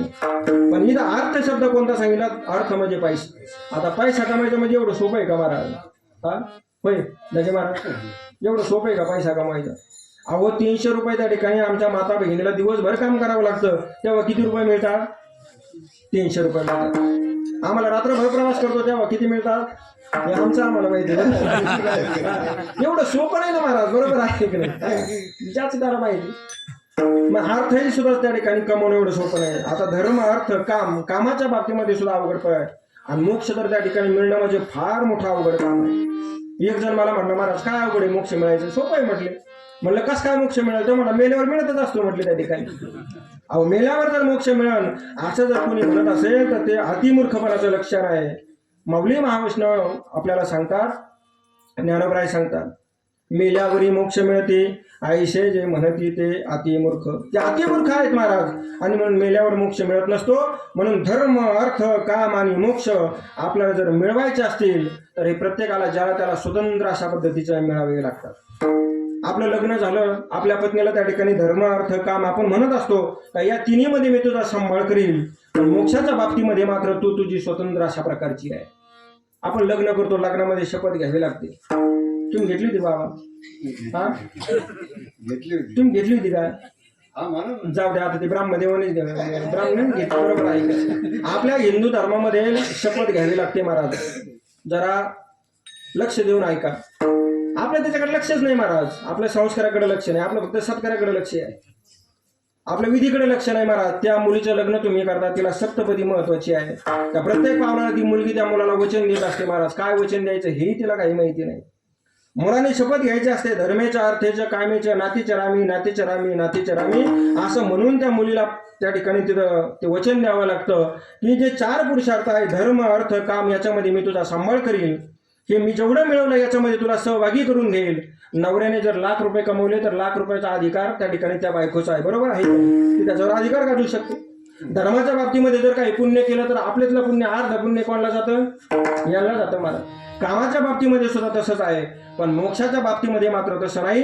तुम्हाला स्वतंत्र मोक्ष मिळवावा लागतो आणि पुरुष मंडळीला त्या ठिकाणी त्यांचा स्वतंत्र मोक्ष मिळवावा लागतो. मग हे मिळण्याकरता जर इतका अवघड आहे तर नाथ महाराज म्हणतात हे धर्म, अर्थ, काम, मोक्ष हे तुम्हाला सहज मिळेल. पण कसं मिळेल, आता अभंगाचं 3रं चरण.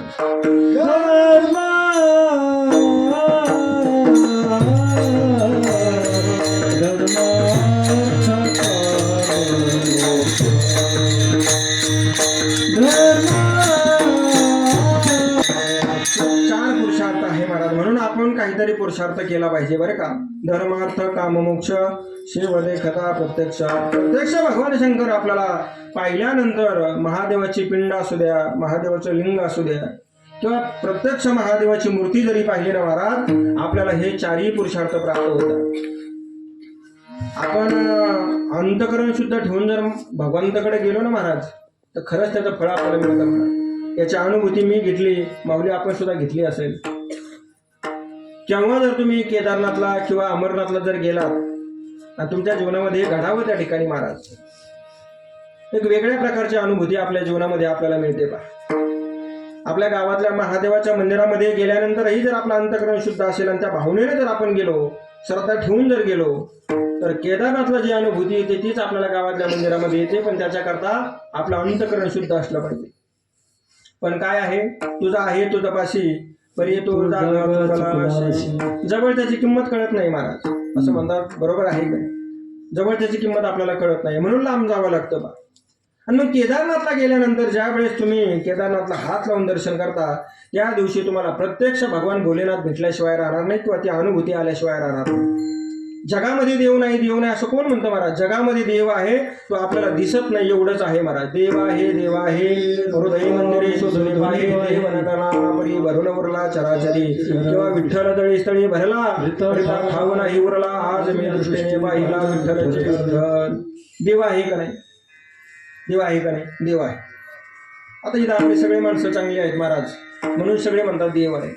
एका गावामध्ये 98 लोक म्हणायचे देव नाही आणि 2च म्हणायचे देव आहे. त्या 98 म्हणले 2 आहेत पण आपल्याला ऐकायला म्हटले बा. मग आता काय करायचं म्हणले, हे 98 सांगून हे काय ऐकायला म्हणले. मग यांना काय करू म्हटले, आपण दुसऱ्या राज्यातून एक माणूस बोलून घेऊन यांना सांगू म्हटले देव कसा आहे जगामध्ये, देव नाही हे सांगू म्हटले बा. आणि म्हणून 1-2 महिन्याने त्यांनी दुसऱ्या मध्य प्रदेशमधून एक माणूस बोलून घेतला, मराठी बोलणारा. जरा मराठी भाषा चांगली होती. आणि म्हणले यांना ह्या साऱ्या गावामध्ये आमचे 98% लोक असे आहेत ते देव नाही म्हणतात, आणि 2च लोक गावामध्ये आहेत ते देव आहे असं म्हणतात. त्यांना फक्त असं वाटलं पाहिजे का खरंच या जगामध्ये देव नाही, म्हणजे आमचे 100% काय होईल, बहुमत होईल म्हटले. तर म्हणलं सोपं आहे म्हटला. आणि मग त्याच्या भाषणाला सुरुवात झाली. एवढं 1 तास भाषण केलं, सुंदर त्याने सगळं काही मुद्दे मांडले. या जगामध्ये देव कसा नाही हे सगळं पटवून सांगितलं. आणि मग 98 तो पहिलेच नाही म्हणत होते, परंतु हे 2 जे हाही म्हणत होते ते सुद्धा आता काय म्हणायला लागले, अहो काय आमचं जीवन व्यर्थ गेलं म्हटले राव म्हटले. आता आम्हाला कळालं या जगामध्ये देव नाही हे आता आम्हाला कळालं. म्हणले बरं झालं आपलं बहुमत झालं, 100% लोकांनी मान्य केलं. आणि त्यातला एक हुशार होता मला, तो म्हणला तुम्ही भाषण सगळं काही चांगलं केलं, आमच्या घरी जरा चहा घेऊ म्हटले. आणि चहा घ्यायला गेल्यानंतर चहा घेऊन झाल्यानंतर त्याने सांगितलं म्हणजे वा वा वा वा काय तुमचा अभ्यास, काय तुमचं ज्ञान, काय तुम्ही मुद्देसूद भाषण मांडलं राव म्हटले. या जगामध्ये देव नाही हे सगळं मुद्देसूद चांगलं भाषण केलं. तुमचं काय वक्तृत्व, काय वाणी म्हटले त्या ठिकाणी तुमची. त्याने हळूच सांगितलं म्हणले काय नाही हे सगळी देवाचीच कृपा आहे. तुम्ही खरंच जागे आहेत का? हे असे झोपल्यामुळे जगद्गुरु तुकोबराय सांगितलं उठा जागे वारी आता. हे असे झोपल्यामुळे जगद्गुरु तुकोबराच्या लक्षात आलं. जसं मी तुम्हाला सांगतोय नाही तुम्हाला लई उशिरा करतोय महाराज, तसं तुकाराम महाराजांनी सांगितलं असावं. पण ते म्हणले हे झोपले नाही तिथे सगळे उठा जागे वारी आता. काय सांगितलं त्यांनी, हे सगळी देवाची कृपा आहे. ते म्हणले म्हणजे दुर्बोध काय चाललं होतं त्या ठिकाणी. 100% लोकांनी मान्य केलं या जगामध्ये काय आहे, देव आहे महाराज. दिसत नसला तरी सुद्धा त्याचं अस्तित्व आपल्याला मान्य करावं लागतं. आपल्याकडे तेवढा वेळ नाही, आपली वेळ जवळजवळ संपत आलेली आहे. म्हणून वाचे वदता शिवनाम तयानवादी क्रोध काम धर्म अर्थ काम मोक्ष शिवदेखता प्रत्यक्ष. भगवान शंकराला प्रत्यक्ष पाहिल्याबरोबर तुम्ही केदारनाथला गेले, रामेश्वरला गेले, मल्लिकार्जुनला गेले, प्रत्यक्ष भगवान शंकराला पाहिल्याबरोबर तुमच्या अंतःकरणामध्ये एक वेगळ्या प्रकारची भावना निर्माण झाल्याशिवाय राहणार नाही. तुम्हाला हे सगळं प्राप्त होईल महाराज. ज्याने ज्याने भगवंताची आराधना केली, ज्यांनी भगवान शंकराचं पूजन केलं, ज्याने गुणगान केलं, त्याच्या जीवनामध्ये त्याला सगळं प्राप्त झालं महाराज. आमचे महाराज मंडळी असतील, आमचे संत महात्मे असतील, रात्रंदिवस देवाचं भजन करतात की नाही. देवाने काय कमी केलंय आम्हाला? माऊली काही कमी केलं? अहो जगामध्ये सध्या एकही महात्मा असा नाही, एकही संत असा नाही का देवाचं भजन केल्यानंतर त्या ठिकाणी त्याचं नुकसान झालं महाराज. मला सांगा भगवंताचं नामस्मरण करायला लागला आणि वायाला गेला असं एखादा कोणी ऐकलंय की नाम घेता वाया गेला ऐसा कोणी ऐकला नाही. म्हणून भगवंताचं नाव अतिशय गोड आहे महाराज. घेई माझे वाचे गोड नाम विठोबाचे. म्हणून आपल्या सर्वांना विनंती आहे, सर्वांनी एकदा हात वरती करा महाराज. पंढरपूरच्या चंद्रभागेच्या वाळवंटामध्ये नामदेव महाराजांनी कीर्तन करावं. आणि नामदेव महाराजांच्या कीर्तनामध्ये पंढरदेश पांडुरंग परमात्म्याने विटेवरून खाली उतरावं, चंद्रभागेच्या वाळवंटामधून नाचावं. एवढं नाचावं की नाचता नाचता देवाचा गळला पितांबर सावध होई देवायसे. असं कीर्तन नामदेव महाराजाचं असायचं. मग नामदेव महाराजाच्या कीर्तनामध्ये त्या ठिकाणी विषय तसे असायचे. भक्ती ज्ञान विरहित इतरा गोष्टी न कराव्या, वैराग्याच्या युक्ती निवाराव्या. असं कीर्तन त्या ठिकाणी चंद्रभागेच्या वाळवंटामध्ये नामदेव महाराज त्या ठिकाणी करायचे. नामदेव महाराज सगळ्या लोकांना सांगायचे आता नेटाळीन मुखाने भगवंताचं नामस्मरण करा. म्हणून देवाचं नाम गोड आहे, चांगलं आहे. सकाळपर्यंत त्या ठिकाणी तुम्हाला अटॅक यावा न यावा असं जर वाटत असेल तर अतिशय सगळ्यांनी अतिशय कुठल्याही प्रकारची दिरंगाई न करता भगवंताचं नामस्मरण करायचं. आणि जर नाही केलं तर सकाळपर्यंत मी कोणाची गॅरंटी घ्यायला तयार नाही. म्हणून हात वरती करा अगदी टाईट असं वाटलं पाहिजे इथंच चंद्रभागा त्या ठिकाणी आहे महाराज. सुंदर त्या ठिकाणी भगवंताचं नाव मोठ्या प्रेमाने सर्वांनी घ्यायचं आहे.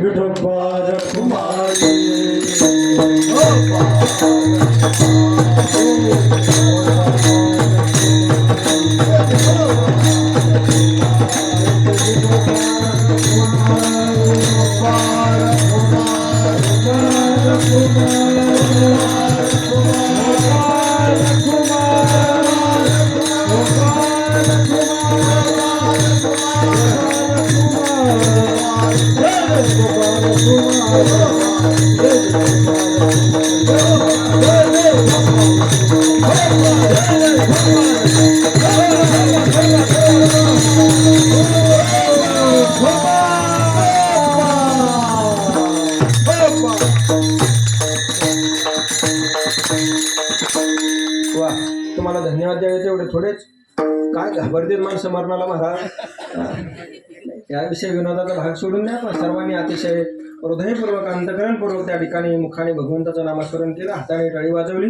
असंच नामस्मरण जर तुम्ही केलं ना आता भगिनी, रोज कोणालाही हार्ट अटॅक येणार नाही महाराज.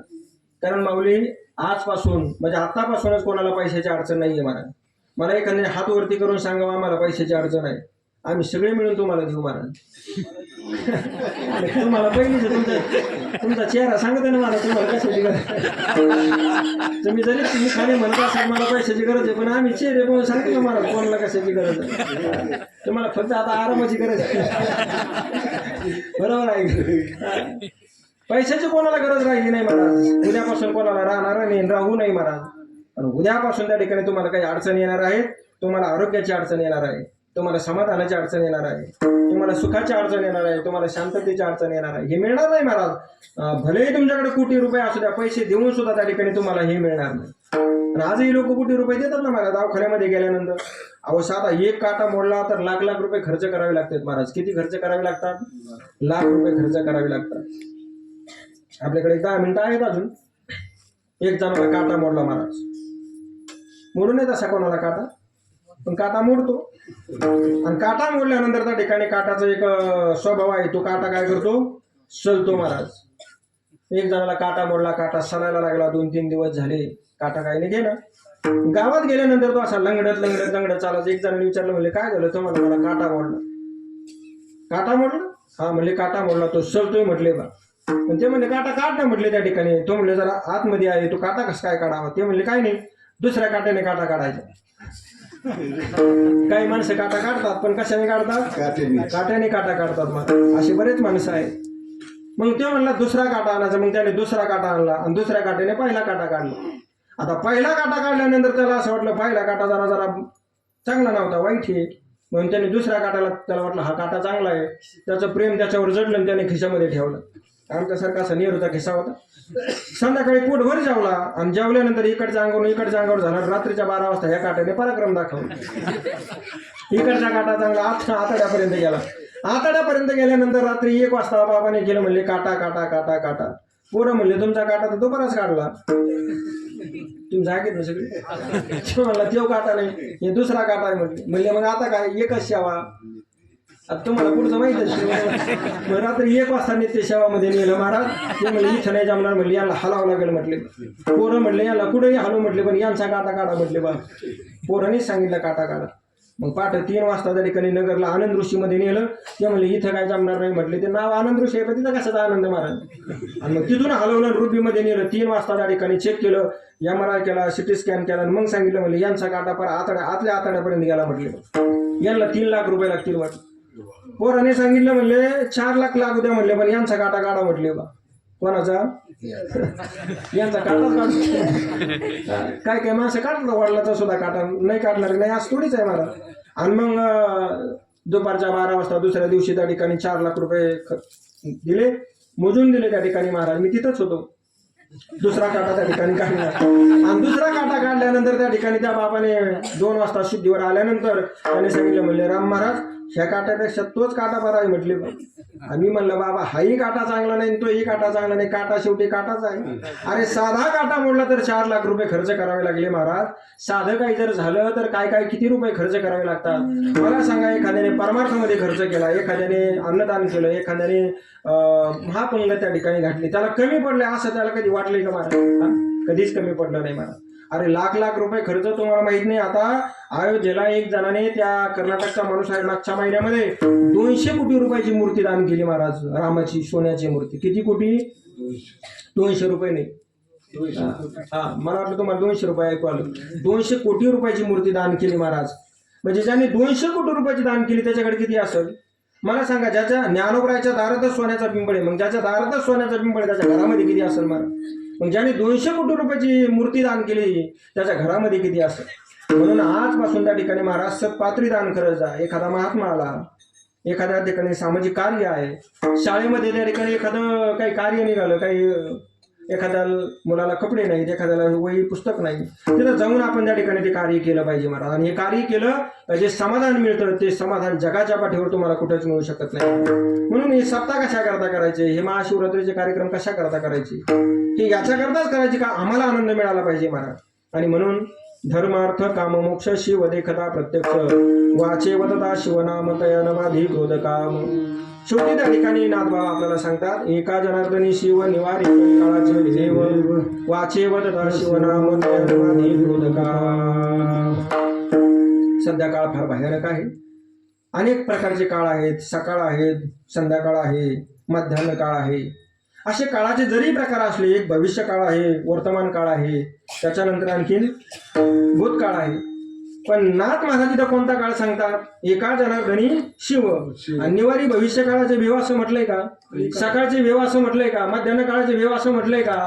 इथं कोणता काळ सांगितला, इथं त्या ठिकाणी कळी काळ सांगितला. आता कळी काळ कोणता, जो यम आहे ना महाराज, तो शेवटच्या टायमाला जो काळ आमच्यावर ठेवलेला आहे, घडोघडी काळ वाट याची पाहे अजून किती आहे. अजून किती टाइम आहे कीर्तन संपायला, अजून किती आहे अवकाश, बरोबर आहे की नाही, फार थोडा काळ आहे.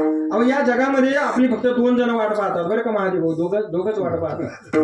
गावामध्ये आल्यानंतर काही लोक सकाळी म्हणतात, महाराज आम्हाला घरी जायचं. म्हणलं कशाला, ते म्हणले घरचे आमची वाट पाहतात. मी म्हणलं घरचे तुझी वाट पाहत नाही, तुझ्याकडे 1 किलो साखर घेऊन ठेवलेली, त्या साखरेची वाट पाहतात. अरे तुझी वाट पाहणार या जगामध्ये फक्त 2च आहे महाराज, घडोघडी काळ वाट याची पाहे अजून किती आहे अवकाश. किंवा वाट पाहे उभा भेटीची आवडे कृपाळ होता तडे होता, 2च जण त्या ठिकाणी वाट पाहतात. म्हणून एका जनार्दनी शिव आणि निवारी कळी काळाचे भेव. कळी काळाचं भेव जर आपल्याला संपवायचं असेल, त्या यमाला त्या ठिकाणी कोणाची करुणा नाही महाराज. सत्ता संपत्ती पद पैसा काही जरी असलं तर तो यम त्या ठिकाणी कोणालाही करुणा दाखवत नाही. म्हणून एक तत्व नाम दृढ धरी म्हणा आणि हरीशी करुणा येईल तुझी महाराज. आता आपले उपमुख्यमंत्री अजितदादा काही कमी होतं का महाराज, सत्ता होती, संपत्ती होती, पद होतं, प्रतिष्ठा होती, तर त्या यमाला करुणा आली का. अहो म्हणले फक्त 2 मिनिटं त्या ठिकाणी महाराज, 2 मिनिटं मिळवले असते का ते खालीच उतरले असते महाराज. ते उतरणारच नव्हते, बरोबर आहे का, कारण ते ठरलेलं होतं त्या ठिकाणी महाराज. विधी लिखित घटना त्या ठिकाणी कोणाला टाळता येत नाही, हे आपल्या त्या ठिकाणी त्याच्यामध्ये आपला वेळ झालेला आहे. म्हणून आपला मिळालेला जो वेळ आहे ना, हा काळ आपण कशामध्ये घालावा, कशामध्ये घालावा, काळ सारावा चिंतने एकांतवासी गंगा स्नाने देवाच्या पूजते प्रदक्षिणा तुळशीच्या. म्हणून त्या ठिकाणी आजपासून जे चिंतन जर तुम्हाला करायचं असेल तर व्यर्थ चिंतन करू नका, परदोष चिंतन करू नका, विषयाचं चिंतन करू नका. चिंतनच तुम्हाला करायचं असेल तर भगवान भोलेनाथाचं चिंतन करा. चिंतन जर तुम्हाला करायचं असेल तर रामाचं चिंतन करा, भगवंताचं चिंतन करा. हा असा आहे, तो तसा आहे, याचं चिंतन जर तुम्ही केलं तर आयुष्यामध्ये कधी आपल्याला त्या ठिकाणी सुख मिळणार नाही. म्हणून सदा नाम घोष करू हरिकथा तेने सदा चिंता समाधान. आणि म्हणून त्या ठिकाणी या भंगार चिंतन करण्याचा प्रयत्न केला. खरं तर आज फार मोठा पर्व काळ आहे महाराज. आपल्या भारतवर्षामध्ये नव्हे तर त्रैलोक्यामध्ये त्या ठिकाणी हा शिवरात्री उत्सव मोठ्या थाटामाटाने केला जातो. आणि म्हणून आज या ठिकाणी या सेवेला आमचे गुरुबंधू हरिभक्तपरायण माऊली त्यांनी मला सांगितलं की ही सेवा त्या ठिकाणी तुम्ही करा. आणि योगायोगाने त्यांचा थोडासा कार्यक्रम तिकडला चेंज झाल्यामुळं आज माऊली स्वतः कीर्तनाला त्या ठिकाणी उपस्थित आहेत महाराज. खरं तर मागेही 1-4-5 वर्षापूर्वी कोरोनाच्या अगोदर एक शिवरात्रीची कीर्तनरूपी सेवा आपण इथं केली. माऊली तुम्ही त्याला साक्षीदार आहात आणि भगवंताची ही कृपा आहे. खरं तर हे आपल्याकडून सगळं काही करून घेतो आहे. म्हणून आज या कीर्तनरूपी सेवेकरता परिसरातील सर्व गुणीजन मंडळी या ठिकाणी उपस्थित आहे. खरं तर आज उत्सव महादेवाचा आहे. माझ्या पाठीमागं 2 महादेव आहेत महाराज, बरोबर आहे की नाही. इकडून एक महादेव आणि हे दुसरे महादेव, बरोबर आहे की नाही. महादेव महाराज काळे, त्याच्यानंतर सुभाष महाराज, आमचे ढगे महाराज, चोपडे महाराज, राम महाराज चोपडे, जी नेहमी मला पुढे नेऊन घालतात महाराज, बरोबर आहे. म्हणजे कीर्तनामध्ये असेल काही असेल आमचे अर्जुन महाराज कंठळी आहे, तेही या ठिकाणी माऊली आहेत, 10 महाराज आहेत, एकनाथ महाराज, सुरशे डॉक्टर आहेत, आपले बाबा आहेत, आदरणीय सर्व आपले पेटी मास्तर आणि ज्यांनी सुंदर अशा प्रकारचे संस्कृती माऊली सगळ्यांचे नाम उल्लेख केला, ज्यांची सुंदर अशा प्रकारचे संस्कृती असे आमचे महादेव महाराज, आपले शूटिंग करणारे त्या ठिकाणी काय नाव भालेकर भाऊ, हे सुंदर त्या ठिकाणी भालेराव का भालेराव त्या ठिकाणी आपण दुरुस्त करून घेऊ, दुरुस्त करा त्याच्यात काय अडचण नाही. असे सुंदर त्यांनी शूटिंग आपलं केलेलं आहे. सर्व आपले सामनगावचे त्या ठिकाणी विद्यार्थी मंडळी या ठिकाणी, आकाश महाराज नजर यांची विद्यार्थी मंडळी या ठिकाणी उपस्थित आहेत. वेणेकरी बाबा, माता भगिनी, सर्व श्रोतो जन त्या ठिकाणी आपल्या सर्वांना त्या ठिकाणी धन्यवाद देतो. आणि उद्धव महाराज आपले सबलस असतील, माऊली असतील, यांचं विशेष प्रेम त्या ठिकाणी आमच्यावर आहे. नेहमी परिसरामध्ये जर कार्यक्रम असेल तर वेळेनुसार त्या ठिकाणी आपल्या काळानुसार नेहमी एक सेवा आमच्याकडे त्या ठिकाणी देत असतात. असंच प्रेम कायम राहावं अशी भगवान भोलेनाथाच्या चरणी प्रार्थना करतो. आणि आपल्या चांगल्या सर्वांना दंड आरोग्य लाभो, चांगल्या प्रकारचं आयुष्य मिळो, आपल्या सर्वांचं कल्याण हो, एवढीच त्या ठिकाणी भोलेनाथाच्या चरणी प्रार्थना करून याच ठिकाणी या सेवेला आपण पूर्णक्रम देऊया. ज्ञानेश्वर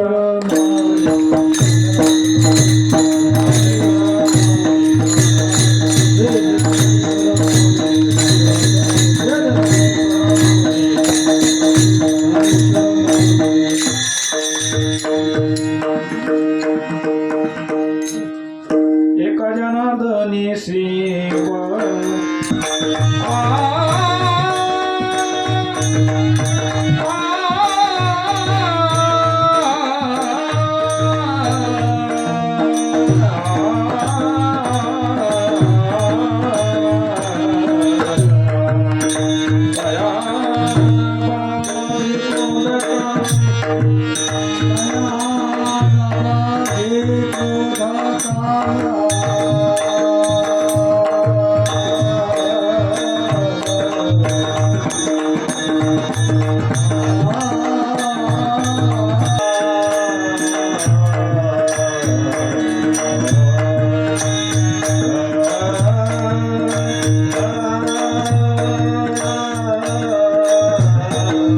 घटना आपण पाहिल्या. आणि म्हणून लवकरात लवकर त्या ठिकाणी हे सगळं भगवंताने जे तयार केलंय ना, तुम्ही कधी जर इकडं रामेश्वरला गेलात, कधी जर त्या ठिकाणी मदुराईला गेलात, त्या तिरुचिरापल्लीला गेला तर रंगनाथ स्वामीचं 51 एकराचं मंदिर आहे महाराज. 51 एकराचं मंदिर. आपल्याकडे एकही असं मंदिर नाही, तेवढे त्यांचे कमानी आहेत, तेवढे त्यांचे शिखरं आहेत. ते पाहिलं तर भव्य दिव्य अशा प्रकारचे भगवंताने निर्माण केले महाराज. कधीतरी अमरनाथला जा, कधीतरी त्या ठिकाणी मल्लिकार्जुनला, कधीतरी जगन्नाथपुरीला जा, आणि मग तिथला महिमा पहा. म्हणून ज्ञानोबरायची ज्ञानेश्वरी वाचा, तुमच्या मुलाला संस्कार द्या. माता भगिनी, तुम्हाला माझे हात जोडून विनंती आहे. आपल्या ग्रामीण भागामध्ये वातावरण अजून फार चांगलं आहे, फार चांगलं आहे. शहरामध्ये वातावरण बिघडलेलं आहे महाराज. लवकरात लवकर त्या ठिकाणी आपल्याला घराच्या बाहेर काढून देण्याचा प्रयत्न चालू आहे. आपलीच माणसं आपल्याला घरातून कधी बाहेर जातील याची वाट पाहत आहेत. आणि म्हणून आपलं म्हातारपण चांगलं जावं असं जर आपल्याला वाटत असेल तर आपल्या मुलाला योग्य संस्कार द्या. त्यांना पैसा कमी दिला तरी चालेल, पैसा अवश्य त्यांच्याकरता कमवा, इतका कमवा, इतका कमवा. पण कसा कमवा? जोडून या धन उत्तम व्यवहारे, उदास विचारे वेच करी. नीतीना पैसा कमवा महाराज, अनितीना पैसा कमवू नका. आणि म्हणून हे जगद्गुरु तुकोबराय सांगून गेले. ज्ञानोबरायची ज्ञानेश्वरी वाचा, जगद्गुरु तुकोबराय मोठ्या माणसाच्या मुखातून जे मी ऐकलं, जे पाहिलं, वाचलं ते या ग्रंथामध्ये दिले. या ग्रंथाचं नाव आहे अध्यात्मसार. भक्ती आणि शक्तीचा उत्तम संगम म्हणजे अध्यात्मसार आहे. याच्यामध्ये 1 पासून 100 पर्यंत या जगामध्ये काय विशेष आहे हे सगळं याच्यामध्ये दिलेलं आहे. पहा आता उदाहरणार्थ त्या ठिकाणी महाराज 5 आहे, 5 हा शब्द आहे. तर आपल्या जगामध्ये पंचमहाभूते कोणते, पंचज्ञानेंद्रिय कोणते, पंचकर्मेंद्रिय कोणते, पंचप्राण कोणते, 5 मुख्य भक्त कोणते, 5 मुख्य देवता कोणत्या, पंचांग कोणतं, विष्णुमय जग वैष्णवांचा धर्म आपण म्हणतो, परंतु 5 प्रकारचे भक्त कोणते. उदाहरणार्थ 4 जर आपण घेतलं तर या जगामध्ये 4 कुंभ कोणते, 4 आश्रम कोणते, 4 मुक्ती कोणत्या, 4 दिशा कोणत्या, 4 खाणी कोणत्या, 4 वेद कोणते, 4 वर्ण कोणते, 4 वाणी कोणत्या, परा पश्चिमी मध्यमा वैखरी, 4 युग कोणती. असं हे सगळं याच्यामध्ये दिलं. माऊली तुम्ही 2 मिनिटांमध्ये पाहिलं, परंतु हे जे 2 मिनिटांमध्ये तुम्हाला जे पाहिलं हे पहिला ग्रंथ माझा आदरणीय भास्करगिरी महाराजांनी वाचला महाराज. आणि बाबांनी सांगितलं महाराज हे केव्हा तुम्ही जमा केलं. बाबांनी कौतुक केलं, मला कौतुक केलं हे सांगायचं नाही, परंतु आपल्या मुलाला योग्य संस्कार देण्याकरता ह्या ग्रंथाची खरंच गरज आहे महाराज. याची किंमत फक्त 150 रुपये. आपल्या मुलाचे आपण वाढदिवस करतो, लाख लाख रुपये खर्च करतो, माता भगिनी करतो का नाही आपण, आणि केलेच पाहिजे. आपली मुलं आहेत ना महाराज, पण त्यांनी आपण लाख रुपये खर्च केल्यानंतर आपल्या म्हातारपणामध्ये सुद्धा चांगले कार्यक्रम करावे असं जर तुम्हाला वाटत असेल तर कदाचित त्यांना ज्ञानेश्वरी वाचायला सांगा. आणि तुम्हाला ज्ञानेश्वरी वाचायला वेळ नसेल तर हा ग्रंथ निश्चित तुमच्या संग्रही ठेवा, हा घेऊन जा. याच्यामध्ये खूप सुंदर दिलेला आहे महाराज. प्रत्येक मंदिरामध्ये गेले हे मुलं सगळे भाग्यवान आहे तुम्ही बरं का. तुम्ही उद्याचे खरे आमचे या देशाचे तारणहार आहात. आणि म्हणून कोणत्या मंदिरामध्ये गेल्यानंतर कोणता श्लोक म्हणावा हे आमच्या मुलाला माहिती नाही. महादेवाच्या मंदिरामध्ये गेला का कोणता श्लोक म्हणायचा, नुसतं त्याला आपण शिकले देवा मला सुखी देव, बरोबर आहे की नाही, एवढं शिकवलंय महाराज त्याला. आणि गणपतीच्या मंदिरामध्ये गेलं का वक्रतुंड महाकाय सूर्यकोटी समप्रभ हे म्हटलं पाहिजे त्याने. संध्याकाळच्या टायमाला त्याने दिवा लावला पाहिजे आणि शुभम करोती कल्याणम आरोग्यम धनसंपदा त्यांनी म्हटलं पाहिजे. त्यांनी पांडुरंगाच्या मंदिरामध्ये गेलं का महायुगपीठ हे तर ते भीमरत्य म्हटलं पाहिजे. त्यांनी देवीच्या मंदिरामध्ये गेलं का त्यांनी म्हटलं पाहिजे सर्व मंगल मांगल्ये शिवे सर्वार्थ साधिके. त्याला आम्ही हे शिकवलं पाहिजे. आम्ही रात्रंदिवस काम करतोय, कष्ट करतोय त्यांच्याकरता नाही ते हाडाची काढून रक्ताची पानं करतोय महाराज. पण तुमचं जीवन जर सार्थकी लागावं असं तुम्हाला जर वाटत असेल तर मी अंतकरणातून आणि तळमळीनं सांगतो तुम्ही त्यांना हे शिकवा. आणि ते हे ग्रंथामध्ये दिलेलं आहे. सगळे श्लोक या ग्रंथामध्ये दिले आहेत. 24 एकादशी आहेत वर्षातल्या 24 एकादशी. कोणत्या महिन्यामध्ये कोणती एकादशी येते? जानेवारी महिन्यात नाही म्हणत बरं का मी, पौष महिन्यात कोणती, भाद्रपद महिन्यामध्ये कोणती, हे याच्यामध्ये दिलेलं आहे. अधिक मासामध्ये कोणत्या एकादशी येतात त्यांची नावं कोणती हे याच्यामध्ये दिलेलं आहे. भगवान दत्तात्रयाने केलेले 24 गुरु कोणते हे याच्यामध्ये दिलेलं आहे. अगदी 2-2 ओळीमध्ये सगळं वर्णन दिलेलं आहे. भगवान 10 अवतार घेतले ते याच्यामध्ये दिलेलं आहे. आपलं नाव काय, आपले रास कोणतं, आपलं तत्व कोणतं, आपला स्वामी कोणता, आपला गुरु कोणता, आपलं राशी तत्व काय हे याच्यामध्ये दिलेलं आहे. उदाहरणार्थ माझं नाव राम आहे, माझी रास काय आहे, माझे रास तुळ आहे, माझा स्वामी शुक्र आहे, माझं चिन्ह तराजू आहे. हे मला कळायला पाहिजे त्या ठिकाणी महाराज. आम्ही कळून घेत नाही. माझा स्वामी जर मागून मला माहित नसेल तर मी कोणाची सेवा करायची, मी कोणाची भक्ती करायची. तुम्ही कोणत्याही देवाची भक्ती करा पण पहिली भक्ती त्या ठिकाणी तुमच्या स्वामीची झाली पाहिजे. आणि ज्या दिवशी तुम्ही तुमच्या स्वामीची भक्ती कराल, उपासना कराल, त्या दिवशी तुमचा स्वामी तुमच्यावर प्रसन्न होईल महाराज. हजारो लोकांची सेवा केली पण बापाची जर सेवा केली नाही आणि बापच प्रसन्न झाला नाही तर हजारो लोकांनी आपल्याला आशीर्वाद देऊन काय उपयोग आहे महाराज. म्हणून हे आम्हाला कळायला पाहिजे. आणि त्याच्याकरता त्या ठिकाणी हे अध्यात्मसार नावाचा ग्रंथ आहे. आपली सेवा संपलेली आहे, वेळ संपलेली आहे. म्हणून ज्याला कोणाला हा ग्रंथ घ्यायचा असेल तर त्यांनी फक्त 150 रुपये देऊन हा ग्रंथ घ्यावा. आता काहीकडे पैसे आणलेले नसतात. जेव्हा कधी त्या ठिकाणी तुम्हाला आता जर असतील तर आता घेऊन जा, नसेल आता तर त्या ठिकाणी कधीही माऊलीला कॉन्टॅक्ट करा. मी माऊलीकडे ग्रंथ देईल किंवा भविष्यामध्ये आपली जाता येतात त्या ठिकाणी. आता आपल्याला थांबायचंच आहे, बरोबर आहे की नाही. अशा पद्धतीनं आपण हे सगळं करावं. आज महाराजांचा पर्वगार फार मोठ्या पद्धतीनं झाला, मोठ्या भव्य उत्सवतेने त्या ठिकाणी झाला.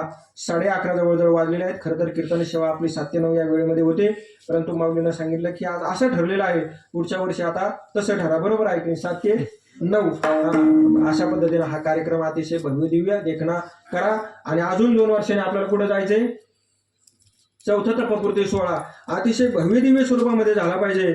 आमच्या जरी कीर्तन सेवा असल्या नसल्या तर काही फरक पडणार नाही, पण माऊली असा काही कार्यक्रम करा. पंचक्रोशीमध्ये 4 तपपूर्ण या ठिकाणी होत आहेत. चांगला कार्यक्रम करा. आम्ही या कार्यक्रमाला त्या ठिकाणी निस्वार्थपणाने सुवर्ण महोत्सवी करा. कारण 2 वर्षात आपल्याला काही ते होणार नाही शक्य, बरोबर आहे की नाही. म्हणून अजून 4 वर्षांनी, बरोबर आहे. मग तेव्हा आम्ही बरोबर मापत येऊ कीर्तन सेवेचा. काय अडचण नाही अशा पद्धतीने ठीक आहे. आणि म्हणून ही सेवा या ठिकाणी भोलेनाथाच्या चरणी समर्पित करून याच ठिकाणी आपल्या वाणीला पूर्ण विराम द्यायचा आहे. विठ्ठल जय.